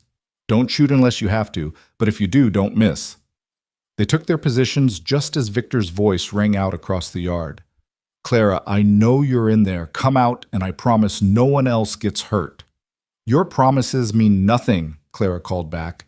You killed 2 deputies, Victor. There's no coming back from that. They were in my way, just like your scarred rancher is in my way. But I'm feeling generous. Send him out, come with me, and Mrs. Chen lives. Otherwise, a torch flared to life in the pre-dawn darkness. Then another, and another. He's going to burn us out, Clara breathed. No, John said calmly. He's going to try. He raised his voice. First man to touch flame to my property dies. That's a promise, Dawson, Victor laughed. You can't shoot all of us, Mercer. Don't have to, just have to shoot you. John's rifle was steady, aimed directly at Victor. Your hired thugs won't be so loyal when you're dead. For a moment, the standoff held tension crackling in the morning air. Then Clara heard it, more horses approaching fast. Mr. John, one of the ranch hands called from the barn. Riders coming. Lots of them. Victor heard it too, his head snapping toward the sound. His face paled as he recognized the lead rider, Marshal Mitchell, accompanied by what looked like a full cavalry unit. Federal troops, John said with satisfaction. The marshal called in favors. Your brother's a federal fugitive now, Clara. The army takes that seriously. Victor's men began backing away, realizing they were vastly outnumbered. Several dropped their torches and raised their hands immediately, but Victor himself wasn't surrendering. With a snarl of rage, he spurred his horse toward the house, pistol raised, aimed at the window where Clara stood. She didn't think. The rifle came up smooth and natural, just like her mother had taught her. The shot was clean, catching Victor in the shoulder, spinning him from his horse. He hit the ground hard and didn't get up. The cavalry surrounded him in seconds, and Clara found herself shaking the rifle, slipping from numb fingers. John was there, immediately pulling her against him. It's over, he murmured into her hair. It's really over. Marshal Mitchell approached the house as the soldiers rounded up Victor's men. Miss Dawson, that was a clean shot. Probably saved his life, actually. A little lower, and it would have been fatal. Clara wasn't sure if she was relieved or disappointed. Will he live long enough to stand trial and hang for murdering my deputies? The marshal's expression was grim satisfaction. You won't have to worry about him again. As they loaded Victor into a wagon, he caught Clara's eye. His face was twisted with pain and hatred, but also something else, disbelief perhaps, that his younger sister had been the one to bring him down. You were always too much like Mother, he called out, his voice weak but venomous. Too soft, too trusting. No, Clara replied, standing tall despite her shaking. I'm exactly like Mother, strong enough to stand up to bullies even when they're family. Victor had no response to that, and Clara watched as they took him away out of her life forever. The drama of the morning seemed to have brought out the entire town. By noon, the ranch was full of people again, but this time their purpose was clear: to help prepare for a wedding. Can't have you getting married without a proper dress, Mrs. Henderson declared, producing a beautiful length of cream-colored silk. My daughter's wedding dress. She'd be honored if you'd wear it. Clara was overwhelmed by the generosity, the community embrace of her and John's union. Even some of the townspeople who had shunned John for years appeared, offering awkward but sincere congratulations. Seems saving the Martinez family and stopping a murderer changes people's perspectives, John observed dryly. 2 weeks passed in a whirlwind of preparation. Clara's father remained in town, sending daily letters, asking for forgiveness for a chance to be part of her life. She wasn't ready to fully forgive, but she allowed him to help with the wedding preparations, seeing it as a small step toward healing. The morning of the wedding dawned clear and perfect. Mrs. Chen helped Clara into the borrowed dress, which fit as if it had been made for her. You look beautiful, Mrs. Chen said, tears in her eyes. Mr. John won't know what hit him. The ceremony was held in the yard under a bower of wildflowers the ranch hands had constructed. It seemed the entire territory had come to witness the union of the scarred rancher and the brave young woman who'd brought down a criminal. But Clara saw only John standing at the makeshift altar, in his best suit, his gray eyes warm with love and promise. The scar that had once defined him seemed insignificant now, just another part of the face she'd grown to love. Judge Whitaker officiated, his sonorous voice carrying across the gathered crowd as he spoke of love forged in adversity of courage, in the face of danger, of two people choosing each other despite the odds. When John kissed her, sealing their union, the crowd erupted in celebration. But Clara barely heard them, lost in the reality that she was safe, loved, and home. The reception lasted well into the night. Stories were told of their courage, songs were sung, and more food than Clara had ever seen was consumed. Her father approached once tentatively, offering his congratulations and a wedding gift, her mother's piano which he'd saved from the estate. "She would have wanted you to have it," he said simply, then retreated before Clara could respond. As the evening wound down, John took her hand, leading her away from the crowd to a quiet spot by the corral. The horses nickered softly, and the stars spread infinite above them. "No regrets?" He asked, his arm around her waist.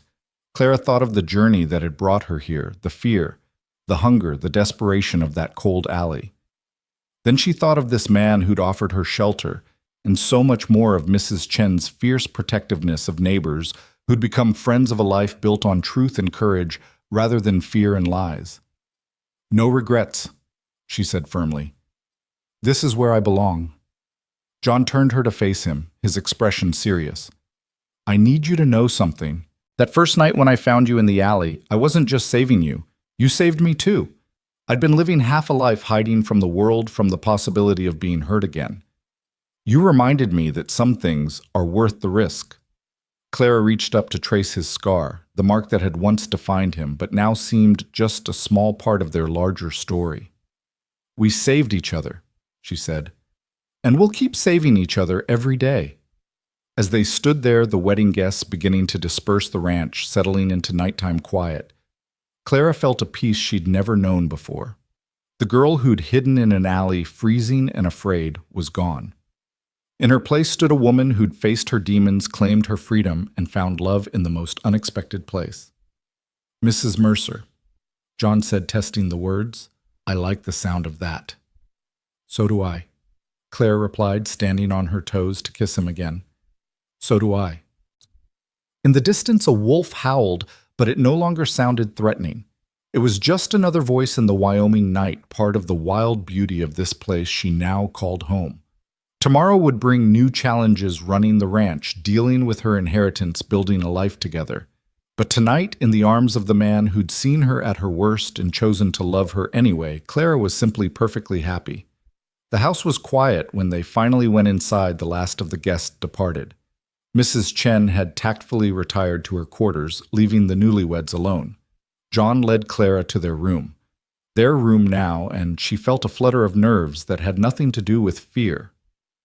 "We have time," John said softly, understanding her hesitation. "All the time in the world." And they did. Time to learn each other, to build trust into something deeper, to transform a marriage born of crisis into one of true partnership. As Clara settled into John's arms, she thought of her mother, who had always told her that love wasn't just a feeling, but a choice made daily, to stand with another person against whatever came. She'd made her choice, and despite everything, or perhaps because of everything she knew, it was the right one. The first months of marriage passed in a rhythm Clara had never known before, peaceful yet purposeful, each day, bringing its own small satisfactions. She woke this particular morning in late autumn to find John already gone, his side of the bed cool to the touch. Through the window, she could see him working with a new horse, his movements patient and deliberate, despite the animal's skittishness. His shoulder had healed completely, leaving only a faint scar to join the collection that mapped his history. Clara dressed quickly and made her way to the kitchen, where Mrs. Chen was already preparing breakfast. The older woman smiled, a knowing look in her eyes. 3 months married and still watching him like that, Mrs. Chen observed. "Good. Means the fire hasn't died." Before Clara could respond, the sound of an approaching wagon drew their attention. Through the window, Clara saw an elegant carriage out of place on the rough ranch roads. Her chest tightened with apprehension until she recognized the passenger, Margaret Whitaker, the judge's wife, accompanied by a younger woman Clara didn't know.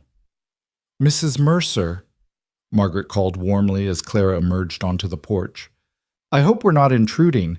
This is my niece, Rebecca Sterling, visiting from Boston. Rebecca was everything Clara had once been: perfectly coiffed, expensively dressed, carrying herself with the unconscious confidence of someone who'd never questioned her place in the world. But there was something in her eyes, a shadow Clara recognized. "Please come in," Clara offered, noting how Rebecca's gaze lingered on John in the corral, then flickered away when she noticed his scars. Over tea, Margaret explained their visit. "Rebecca is recovering from some unpleasantness in Boston. A broken engagement. Her parents thought some time in the West might do her good." "He spread lies about me," Rebecca said suddenly, her cultured voice bitter. "When I refused to overlook his gambling debts and mistresses, said I was hysterical, unstable. No one in Boston will receive me now." Clara's hand found Rebecca's across the table. "I understand. My own brother tried to paint me as mad when I discovered his crimes. It's a convenient weapon men use when women become inconvenient." Rebecca's eyes widened. "You're the one who exposed Victor Dawson. I heard about it even in Boston. They say you shot him yourself." "I did what I had to do to protect my family," Clara said simply. John entered then, having seen the carriage. He nodded politely to the ladies, but Clara saw his wariness. Strangers still made him uncomfortable, especially those who stared at his scars the way Rebecca was trying not to. "Mr. Mercer," Margaret said warmly, "I was just telling your wife that Rebecca will be staying with us through the winter. I hoped Clara might help introduce her to local society." "What society there is," John said dryly. "This isn't Boston, Miss Sterling." "Thank God for that," Rebecca muttered, then colored. "I apologize. That was rude." "But honest," John replied, and Clara saw him relax slightly. "Honesty counts for more than manners out here." After their guests left, Clara found John in his study, frowning over a letter. "What is it?" she asked, recognizing his troubled expression. "Your father. He's asking to visit for Christmas." Clara took the letter, reading her father's careful words. He'd been writing regularly, each letter full of remorse and tentative hope. She'd responded occasionally brief notes that gave little away. "What do you think?" she asked John. "It's your decision, but—" he hesitated. "I think your mother would want you to try. Family is complicated, but it's still family." Clara thought of her mother, always quick to forgive, always believing people could change. "Perhaps a short visit," she conceded. The next few weeks brought unexpected friendship with Rebecca Sterling. The Boston socialite proved surprisingly adaptable, helping with ranch work without complaint. Her initial shock at the scars and rough manners of the ranch hands giving way to genuine interest in their stories. "You're all so real," she said one afternoon, helping Clara with the accounts. "In Boston, everyone wears masks. Here, people just are who they are." "That's not always a blessing," Clara warned. "When people don't hide their nature, you see the bad along with the good." As if to prove her point, Tom Bradley appeared at the ranch the next day. Victor's former thug looked different, thinner. Hollow-eyed, his swagger replaced by something desperate. John met him at the gate rifle, visible, but not raised. "You're not welcome here, Bradley." "I know. I'm not here to cause trouble." Bradley's voice was rough. "I'm here to warn you. There's talk in the saloons. Some of Victor's old associates, they blame you for his hanging. They're planning something." Clara had joined John by then, her hand on the pistol she still carried. "Why warn us?" Bradley looked at her with something like shame. "Because I got a daughter, Mrs. Mercer, about your age. When I heard what Victor was really doing, what he planned for you, I got to thinking, what if someone did that to my girl? I can't undo what I did, but maybe I can do one right thing." "What are they planning?" John asked, all business. "Don't know exactly, but they've been watching the ranch know your routines, and they know about the Boston lady visiting. Figure she might be worth ransom money." After Bradley left, John and Clara stood in the yard processing this new threat. "We should tell the marshal," Clara said. "Already planning on it, but we need to be ready ourselves." John looked toward the house where Rebecca was helping Mrs. Chen with dinner. "She needs to know the danger." Rebecca took the news with surprising calm. "So I've traded Boston's subtle cruelties for Wyoming's blunt ones. At least here, enemies announce themselves." That night, Clara couldn't shake her unease. She'd thought Victor's death would end the danger, but violence had a way of breeding more violence. She found herself at her mother's piano playing softly in the darkness. John appeared in the doorway, watching her. "You play beautifully. You never told me." "There hasn't been much music in me lately," Clara admitted. "But tonight, I needed to remember that beautiful things still exist." He sat beside her on the bench, his solid presence comforting. "They do. We're proof of that. We took something ugly, fear, betrayal, violence, and built something beautiful from it." Before Clara could respond, glass shattered in the kitchen. Then came the smoke, acrid and thick. Fire. "Mrs. Chen," Clara called, but the older woman was already moving, grabbing the water buckets they'd prepared after Bradley's warning. Through the broken window, Clara saw them 5 men, maybe 6 torches in hand, but these weren't hired thugs. These men moved with military precision, surrounding the house strategically. "Professional guns," John said grimly. "Someone paid well for this." The fire was spreading along the kitchen wall, and Clara realized with cold certainty that they couldn't fight both the flames and the men outside. Then she heard Rebecca screaming from upstairs. Without thinking, Clara ran toward the stairs, but John caught her arm. "Together," he said firmly. "We go together." They found Rebecca struggling with a man who'd climbed through her window. John's fist connected with the intruder's jaw, sending him stumbling backward through the window he'd entered. The man's scream was cut short by the ground below. "Can you shoot?" John asked Rebecca urgently. "My father taught me—" She gasped. John handed her a rifle from the hallway cabinet. "Good. Stay with Clara. Shoot anyone who comes through that door who isn't me or Mrs. Chen."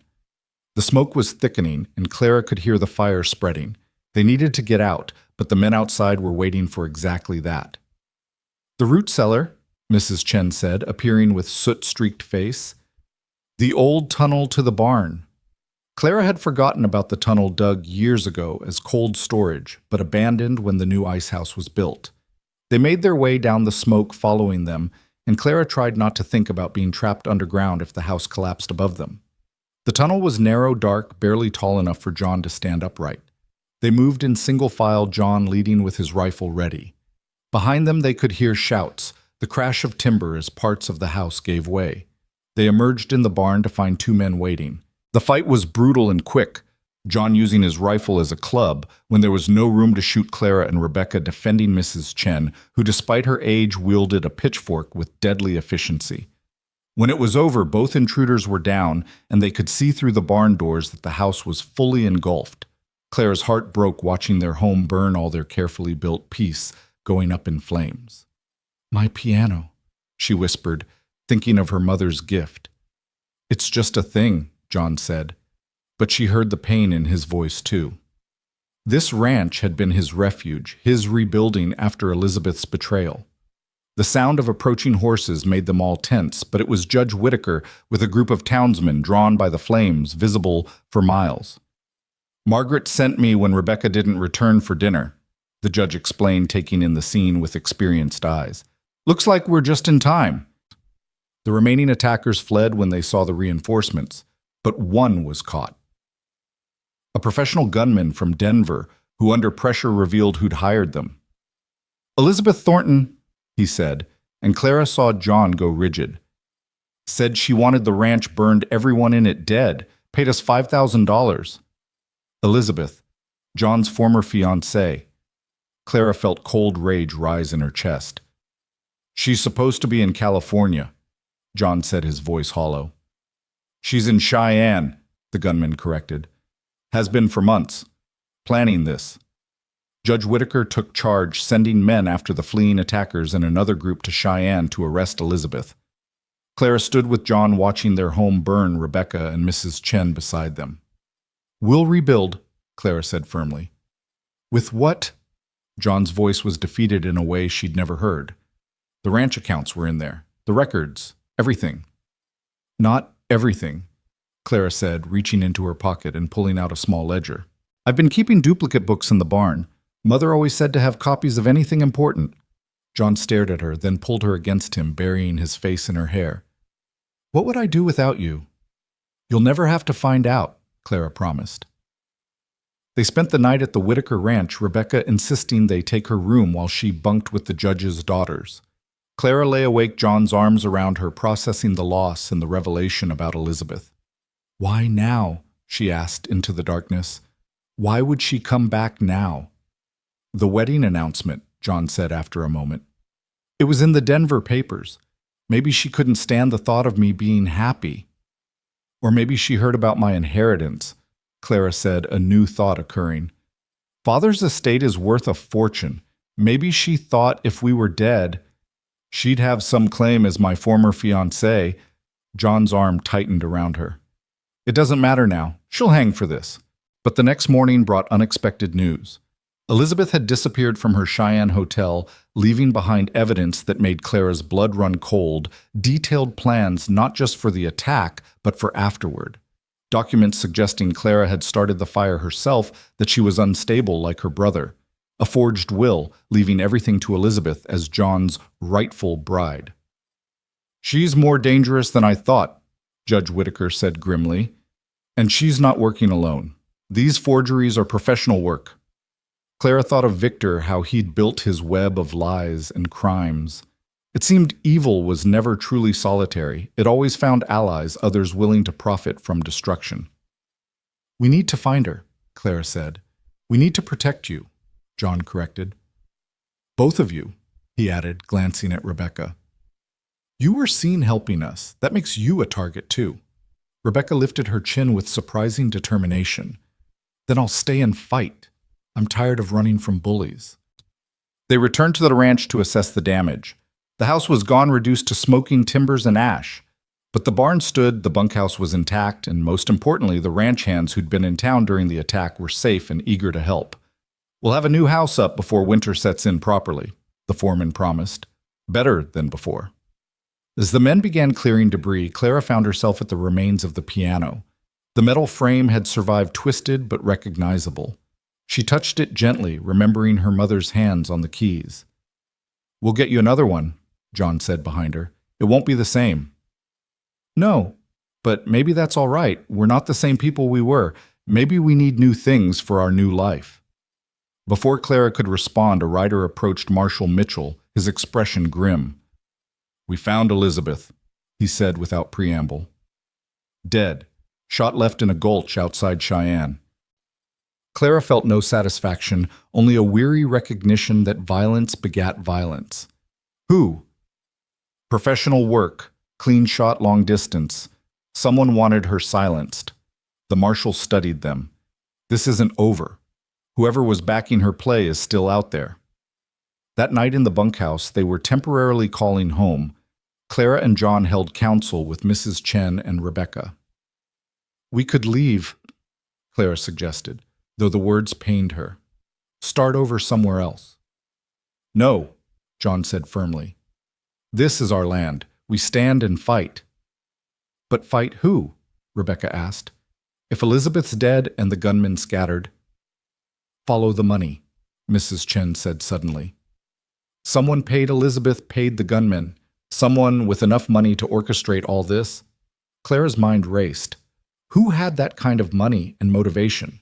Who would benefit from their deaths? The answer came from an unexpected source. Her father arrived the next day, earlier than planned for Christmas, his face grave. Face. I know who's behind this, he said without preamble. Charles Thornton, Elizabeth's father. He's been buying up land rights, planning a railroad spur.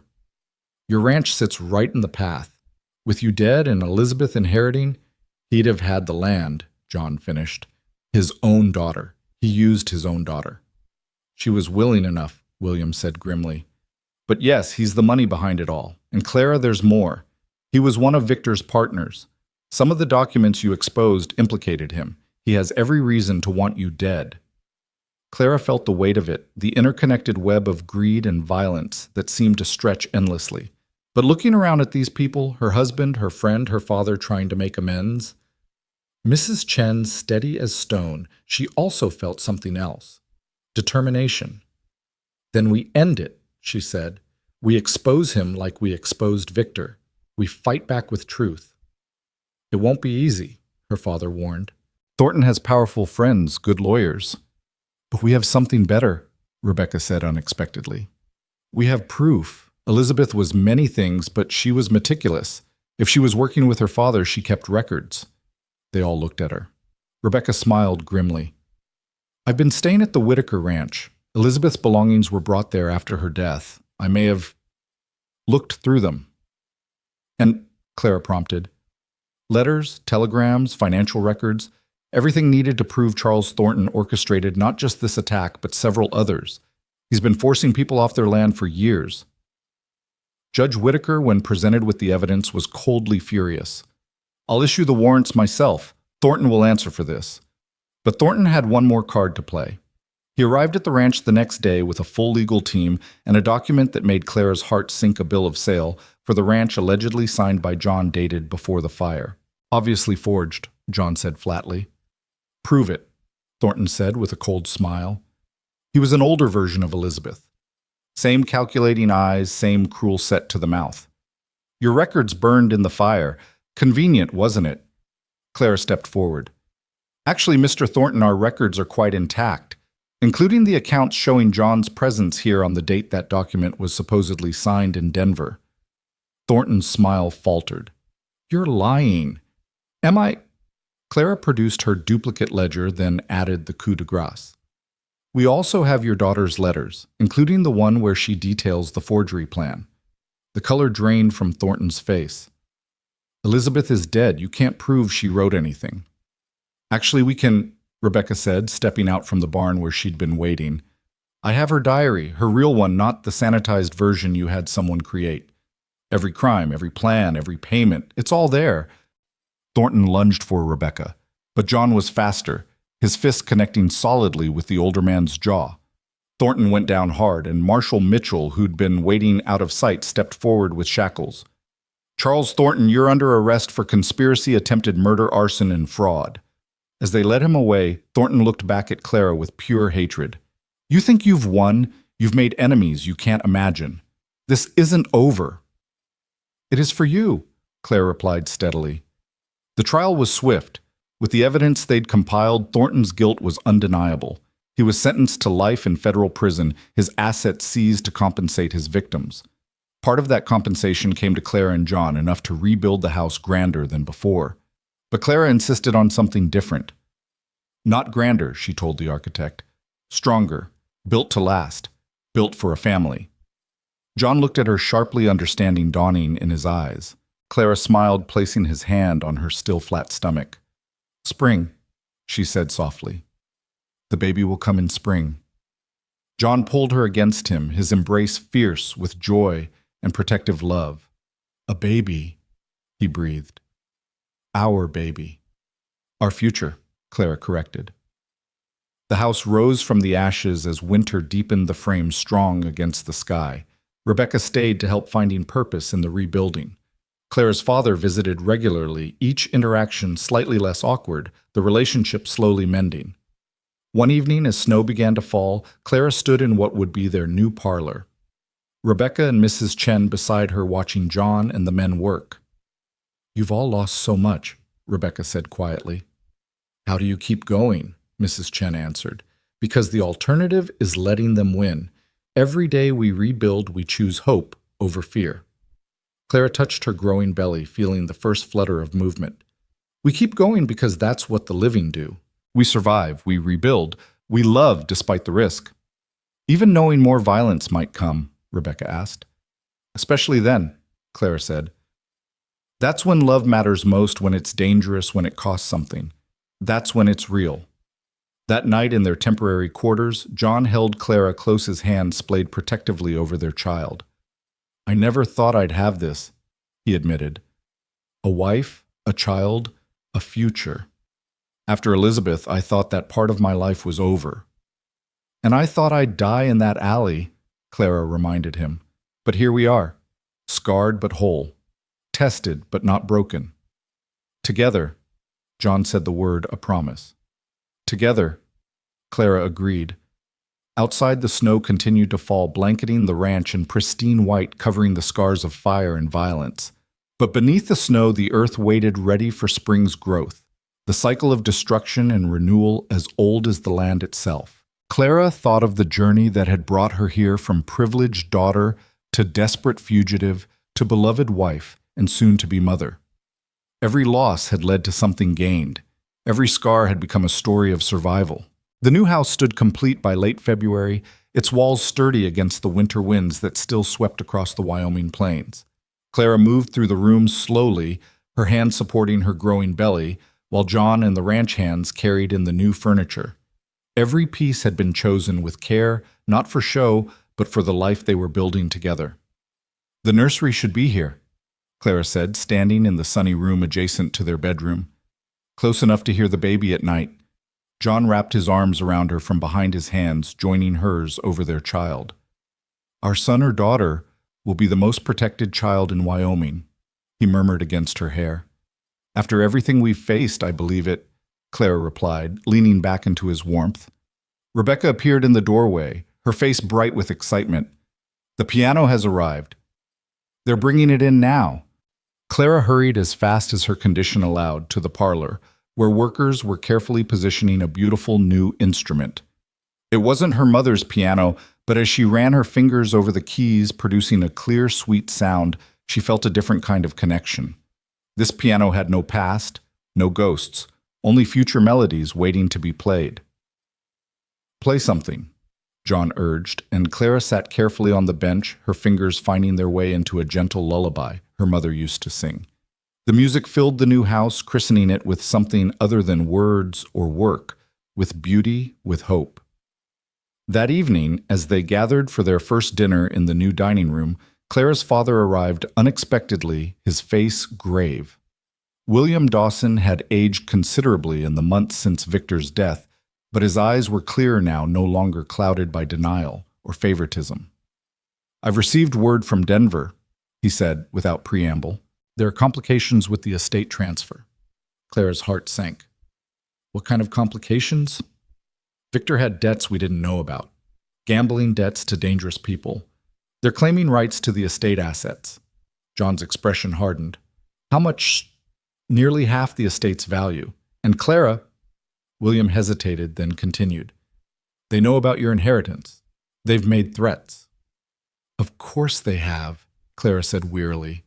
It seemed violence was destined to follow her no matter how far she ran or how much she tried to build something good. "Who holds these debts?" John asked, already thinking strategically. "A man named Marcus Rourke. He runs gambling operations from Denver to San Francisco. Victor apparently owed him for almost 2 years, kept promising payment after he took control of the family fortune." Rebecca, who had been quiet during dinner, suddenly spoke. "I know that name. Marcus Rourke was connected to several Boston families. My former fiancé mentioned him, said he was not someone to cross." Clara felt the baby move restlessly, as if sensing her distress. "What does he want? Money primarily, but also—" William pulled out a letter. "He wants to meet.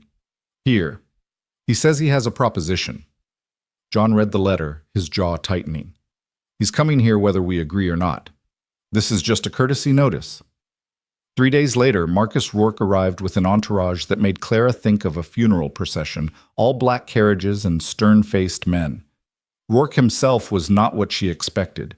Instead of the thuggish brute she'd imagined, he was elegantly dressed, well-spoken, with intelligent dark eyes that missed nothing. "Mrs. Mercer," he said, removing his hat politely.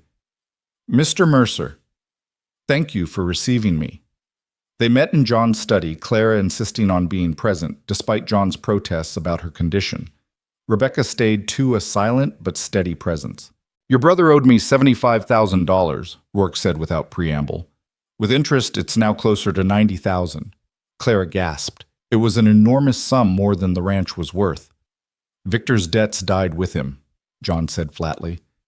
"Legally, perhaps, but I'm not a man who relies solely on legal channels."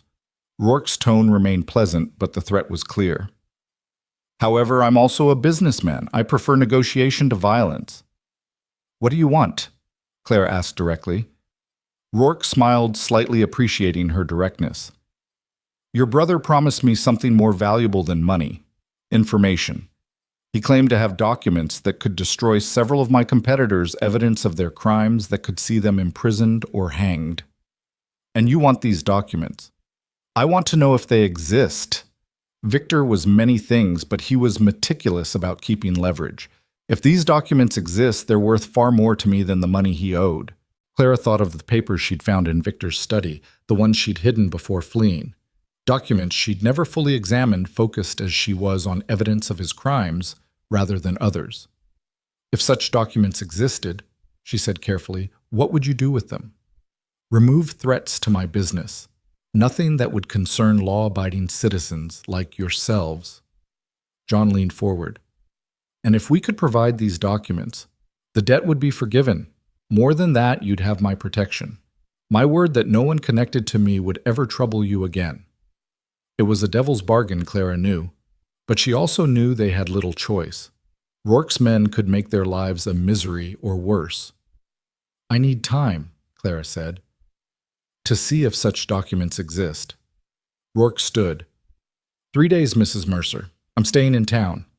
After he left, Clara turned to John. The documents are real. I hid them in the old mine before I ran. The mine that Victor burned. The buildings burned. The mine shaft itself should be intact. I hid them deep inside, wrapped in oilcloth. John was already reaching for his coat. I'll go now. Not alone, Clara insisted. And not you. Your shoulder is fully healed. But you're too recognizable. If Rourke's men are watching, Clara turned to Rebecca. You could go. With some of the ranch hands. Make it look like a pleasure ride. Rebecca nodded immediately. I'll go at dawn. Less suspicious. That night Clara couldn't sleep. The baby was active and her mind raced with possibilities. What if the documents were destroyed? What if Rourke didn't keep his word? What if this was all an elaborate trap? John pulled her closer. Stop thinking so loud, you'll wake the baby. The baby's already awake, Clara said, guiding his hand to where tiny feet were kicking. Strong, John murmured, like the mother. I'm tired of being strong, Clara admitted. I want peace. I want our child to grow up without fear. Then we'll make it happen, whatever it takes. Dawn came too soon. Rebecca set off with 2 ranch hands, ostensibly for a morning ride to see the sunrise from the hills. Clara watched from the window until they disappeared from view, then tried to distract herself with household tasks. Mrs. Chen found her reorganizing the same shelf for the 3rd time.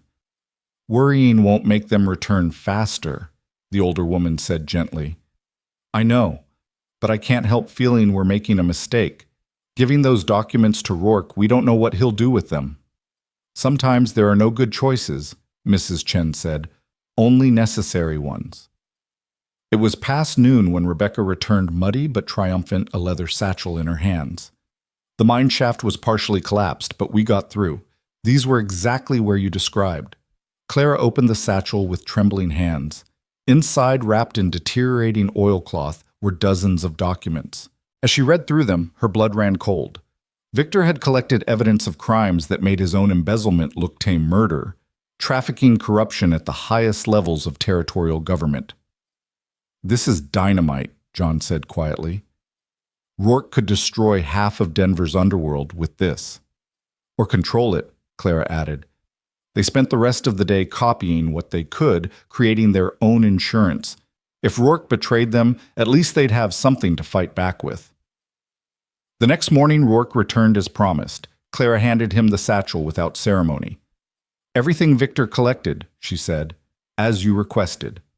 Rourke examined the documents carefully, his expression growing more satisfied with each page. Your brother was more thorough than I expected. This is valuable.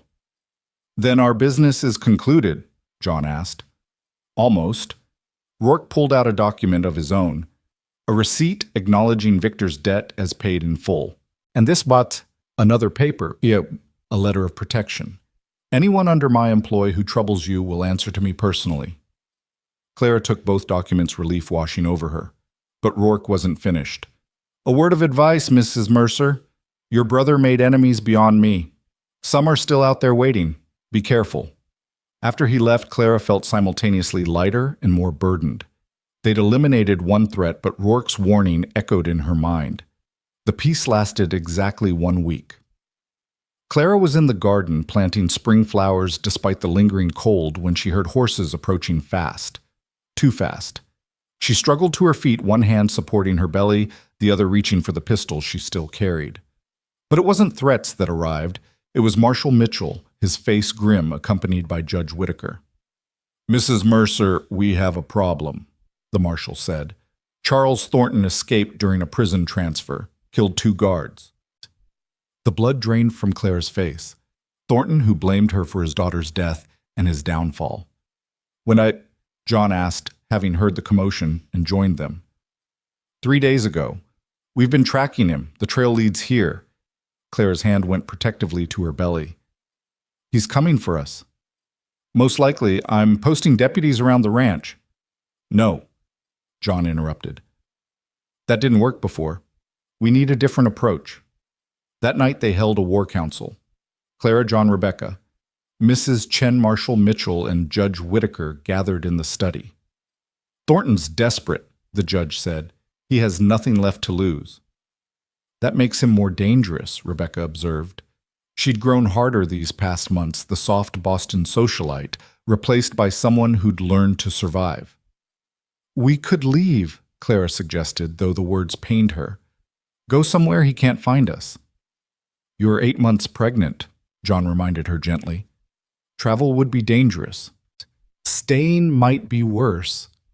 Mrs. Chen, who had been quiet, suddenly spoke. "In China, we have a saying, 'The hunter who chases 2 rabbits catches neither.' Thornton wants revenge, but he also wants to survive. Give him a reason to choose survival." "What do you mean?" Clara asked. "Offer him a deal. Safe passage out of the territory in exchange for leaving you alone." Marshal Mitchell shook his head. "I can't make that deal. He killed lawmen." "But I can," Judge Whitaker said slowly. "If he surrenders to me, I can arrange a trial that might result in exile rather than hanging. It's not justice, but it might prevent more bloodshed." John stood abruptly. "You're asking us to let our would-be killer walk free." "I'm asking you to think about your wife and coming child," the judge replied steadily. "Is revenge worth risking their lives?" Before anyone could answer, a shot rang out, shattering the study window. Everyone dove for cover as more shots followed. "He's here," Clara gasped, crouching awkwardly behind John's desk. John was already at the window with his rifle scanning the darkness. "Multiple shooters. He's not alone." The marshal ran for the door. "I'll get to my men." Another shot, and the marshal cried out, clutching his shoulder as he fell back inside. "Nobody's going anywhere," Thornton's voice called from outside. "Not until I get what I came for." "What do you want, Thornton?" John shouted back. "Justice! That bitch killed my daughter, destroyed my life." "Your daughter died because of her own choices," Clara called out, anger overriding fear. "Just like you're making yours now." "Shut up. You don't get to speak about her." More shots peppered the house. Rebecca had gotten to the marshal, pressing cloth against his wound. Judge Whitaker was surprisingly calm, a pistol in his weathered hand. "We need to get Clara to safety," John said. "The root cellar." "No," Clara interrupted. "I'm tired of running, tired of hiding. This ends tonight." She stood despite John's attempts to stop her moving to the window. "Charles Thornton. You want justice? Then face me. One-on-one. No hiding behind hired guns." "Clara, no." John grabbed for her, but she evaded him. "You claim I destroyed your life. You destroyed your own life with greed and violence. But if you want someone to blame, then face me directly. Or are you too much of a coward?" Silence stretched taut. Then Thornton stepped into the light from the burning torch he carried. He looked haggard, aged decades and months, his expensive clothes replaced by trail-worn gear. "You'd face me pregnant and weak. I'm carrying a child, and I'm still less weak than you," Clara shot back. "You're nothing but a pathetic old man who used his own daughter and then let her die alone." Thornton's face contorted with rage. He raised his gun and time seemed to slow. Clara saw John moving, trying to get a clear shot. She saw Rebecca raising the marshal's rifle. She saw Mrs. Chen appearing from nowhere with her shotgun, but it was her father who acted first. William Dawson had arrived silently during the confrontation, and now he stepped between Clara and Thornton's gun. "Enough," William commanded. "You want someone to blame for your losses? Blame me. I'm the one who raised Victor to be what he was. I'm the one who chose my son over my daughter. Every terrible thing that followed stems from my failures as a father." Thornton hesitated, confused by this unexpected intervention. William continued, moving slowly closer to Thornton. "You and I were the same. We put ambition over family, greed over love. We created the monsters our children became. But Clara, she broke the cycle. She chose courage over compliance, truth over comfort. Don't punish her for our sins." "Get out of my way, old man," Thornton snarled. "No, you'll have to shoot me first. And then John will kill you before you can fire again. Your men will scatter, hired guns always do when their employer falls. You'll die for nothing, having accomplished nothing." Clara watched in amazement as her father stood firm, protecting her in a way he never had before. "Or," William continued, "you can take Judge Whitaker's deal. Surrender, stand trial, possibly live. Your choice: die tonight for certain, or have a chance at life." Thornton's gun wavered. The silence stretched unbearably. Then from the darkness came new sounds, horses, many of them. "That would be my men," a familiar voice called out. Marcus Rourke stepped into the light, flanked by a dozen armed riders. "Mr. Thornton, you're causing problems in my territory. That ends now." Thornton spun toward this new threat. "This isn't your business, Rourke. Mrs. Mercer is under my protection. That makes it very much my business." Rourke's voice was pleasant, but his men's guns were aimed steadily at Thornton and his hired shooters. Clara realized that Rourke must have been watching, waiting. The documents she'd given him had bought more than just freedom from debt. They'd bought an ally, however dangerous. Thornton looked around wildly, realizing he was outmaneuvered. His hired guns were already backing away, unwilling to face Rourke's men. "Drop the weapon," Judge Whitaker called out. "Surrender to me and you'll get a trial. Continue this and you'll die in the next 10 seconds. Thornton's face cycled through rage, desperation, and finally defeat. The gun fell from his hand into the muddy ground. Marshal Mitchell's deputies, who'd been pinned down, quickly moved in to arrest Thornton and what remained of his men. Rourke tipped his hat to Clara through the window, then disappeared into the night with his riders as quickly as he'd come. William Dawson stood swaying, and Clara realized he was injured, blood seeping through his coat, where a bullet had grazed him during the confrontation. "Father!" Clara rushed to him as fast as her condition allowed, catching him as he stumbled. "It's nothing," William said, though his face was pale. "A scratch. Worth it to do one right thing for my daughter." John was there, immediately helping support William's weight. "Let's get you inside. Rebecca, get the medical supplies." As they tended to William's wound, which was indeed minor, and the marshal's more serious injury, Clara felt the first contraction. She gasped, hand going to her belly. "Clara!" John was at her side instantly. "I think the baby—" Another contraction, stronger. "It's too early." "Only by a few weeks," Mrs. Chen said calmly, taking charge. "Excitement brings babies. Rebecca, hot water. John, help her to the bedroom. Judge, ride for the doctor." The next hours blurred together, pain and breathing, John's hand crushing in hers, Mrs. Chen's steady encouragement. The doctor arrived just as dawn was breaking, taking over with professional efficiency. "The baby's coming fast," he announced. "Everything looks good, just early." Clara wanted to laugh at the understatement. After everything, the violence, the threats, the fear, their child was choosing to arrive in the aftermath of yet another battle. But when the baby finally emerged, squalling and perfect, all of that faded away.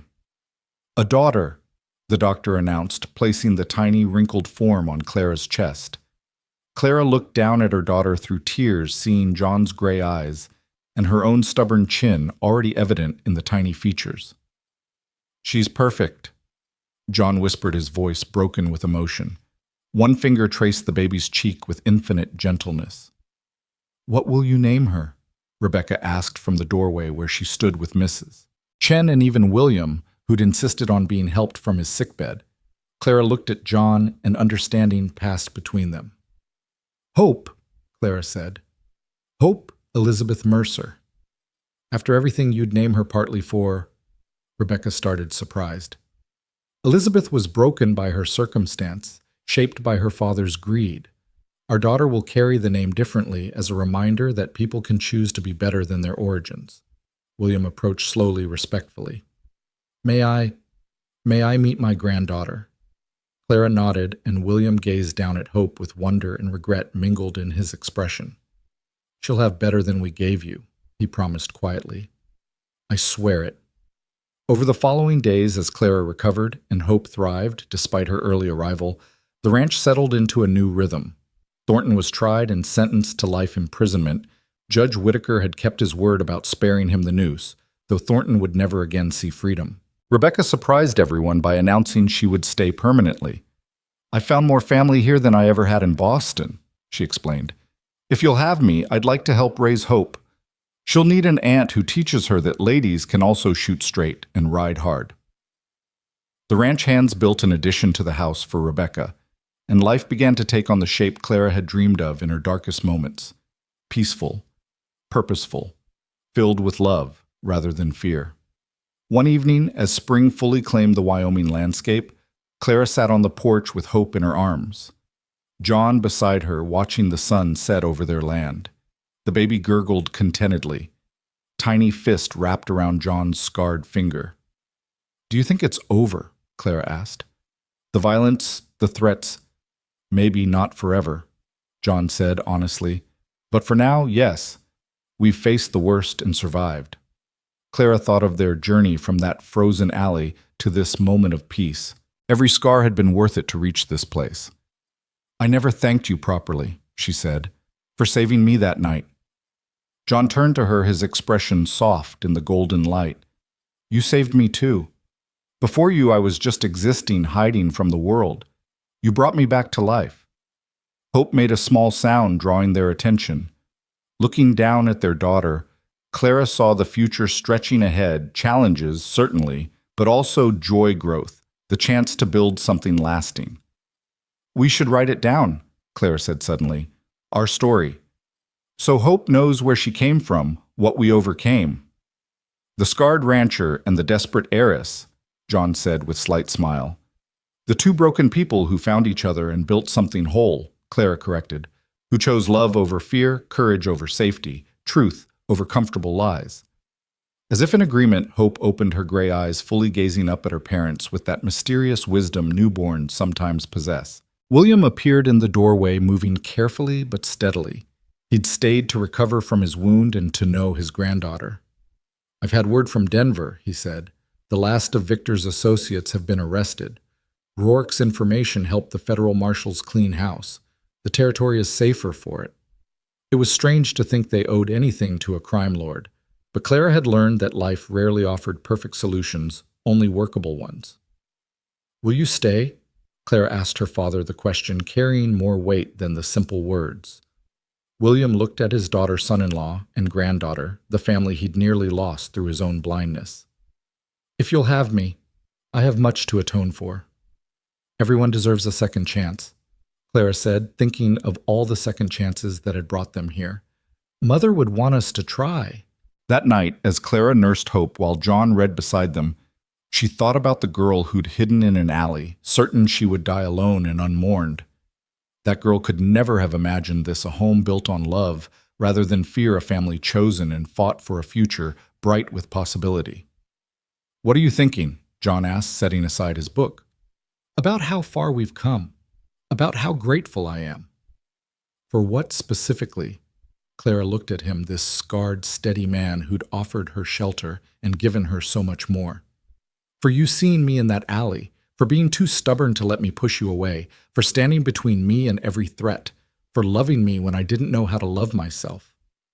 John moved closer, careful not to disturb Hope, and kissed Clara gently. I'm grateful too.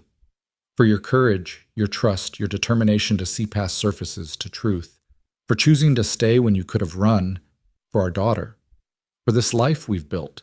Hope finished nursing and dozed off, milk-drunk and content. Clara placed her carefully in the cradle John had built with his own hands carved with wildflowers and stars. Standing together watching their daughter sleep, Clara and John were living proof that sometimes the most beautiful things grew from the harshest ground. They'd been tested by fire, threatened by violence, nearly broken by loss.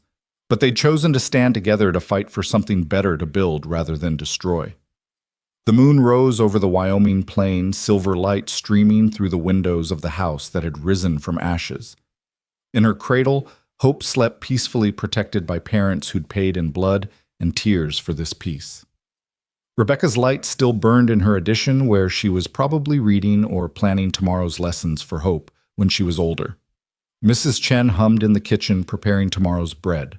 William sat on the porch, keeping watch, a grandfather determined to protect what he'd once failed to value. This was family not perfect, not without scars, but real and chosen and fierce in its love. Clara took John's hand, their fingers intertwining with practiced ease. Ready for bed. In a moment, John said, pulling her close, I want to remember this. All of it. The peace we fought for. They stood in their daughter's nursery, two people who'd found each other in darkness and chosen to walk toward light. Outside, the wind sang across the prairie, not a howl of threat now, but a lullaby of home. Clara thought once more of that desperate girl in the alley, trading herself for mere shelter. She'd received so much more love-purpose family home. The scared rancher had given her not just safety, but partnership. Together they'd transformed survival into living, existing, into thriving, fear into love. I love you, she whispered against John's chest, feeling his heartbeat steady beneath his shirt. And I love you, he replied, his voice rough with emotion. Forever and through whatever comes. Hope stirred in her sleep, making small, contented sounds.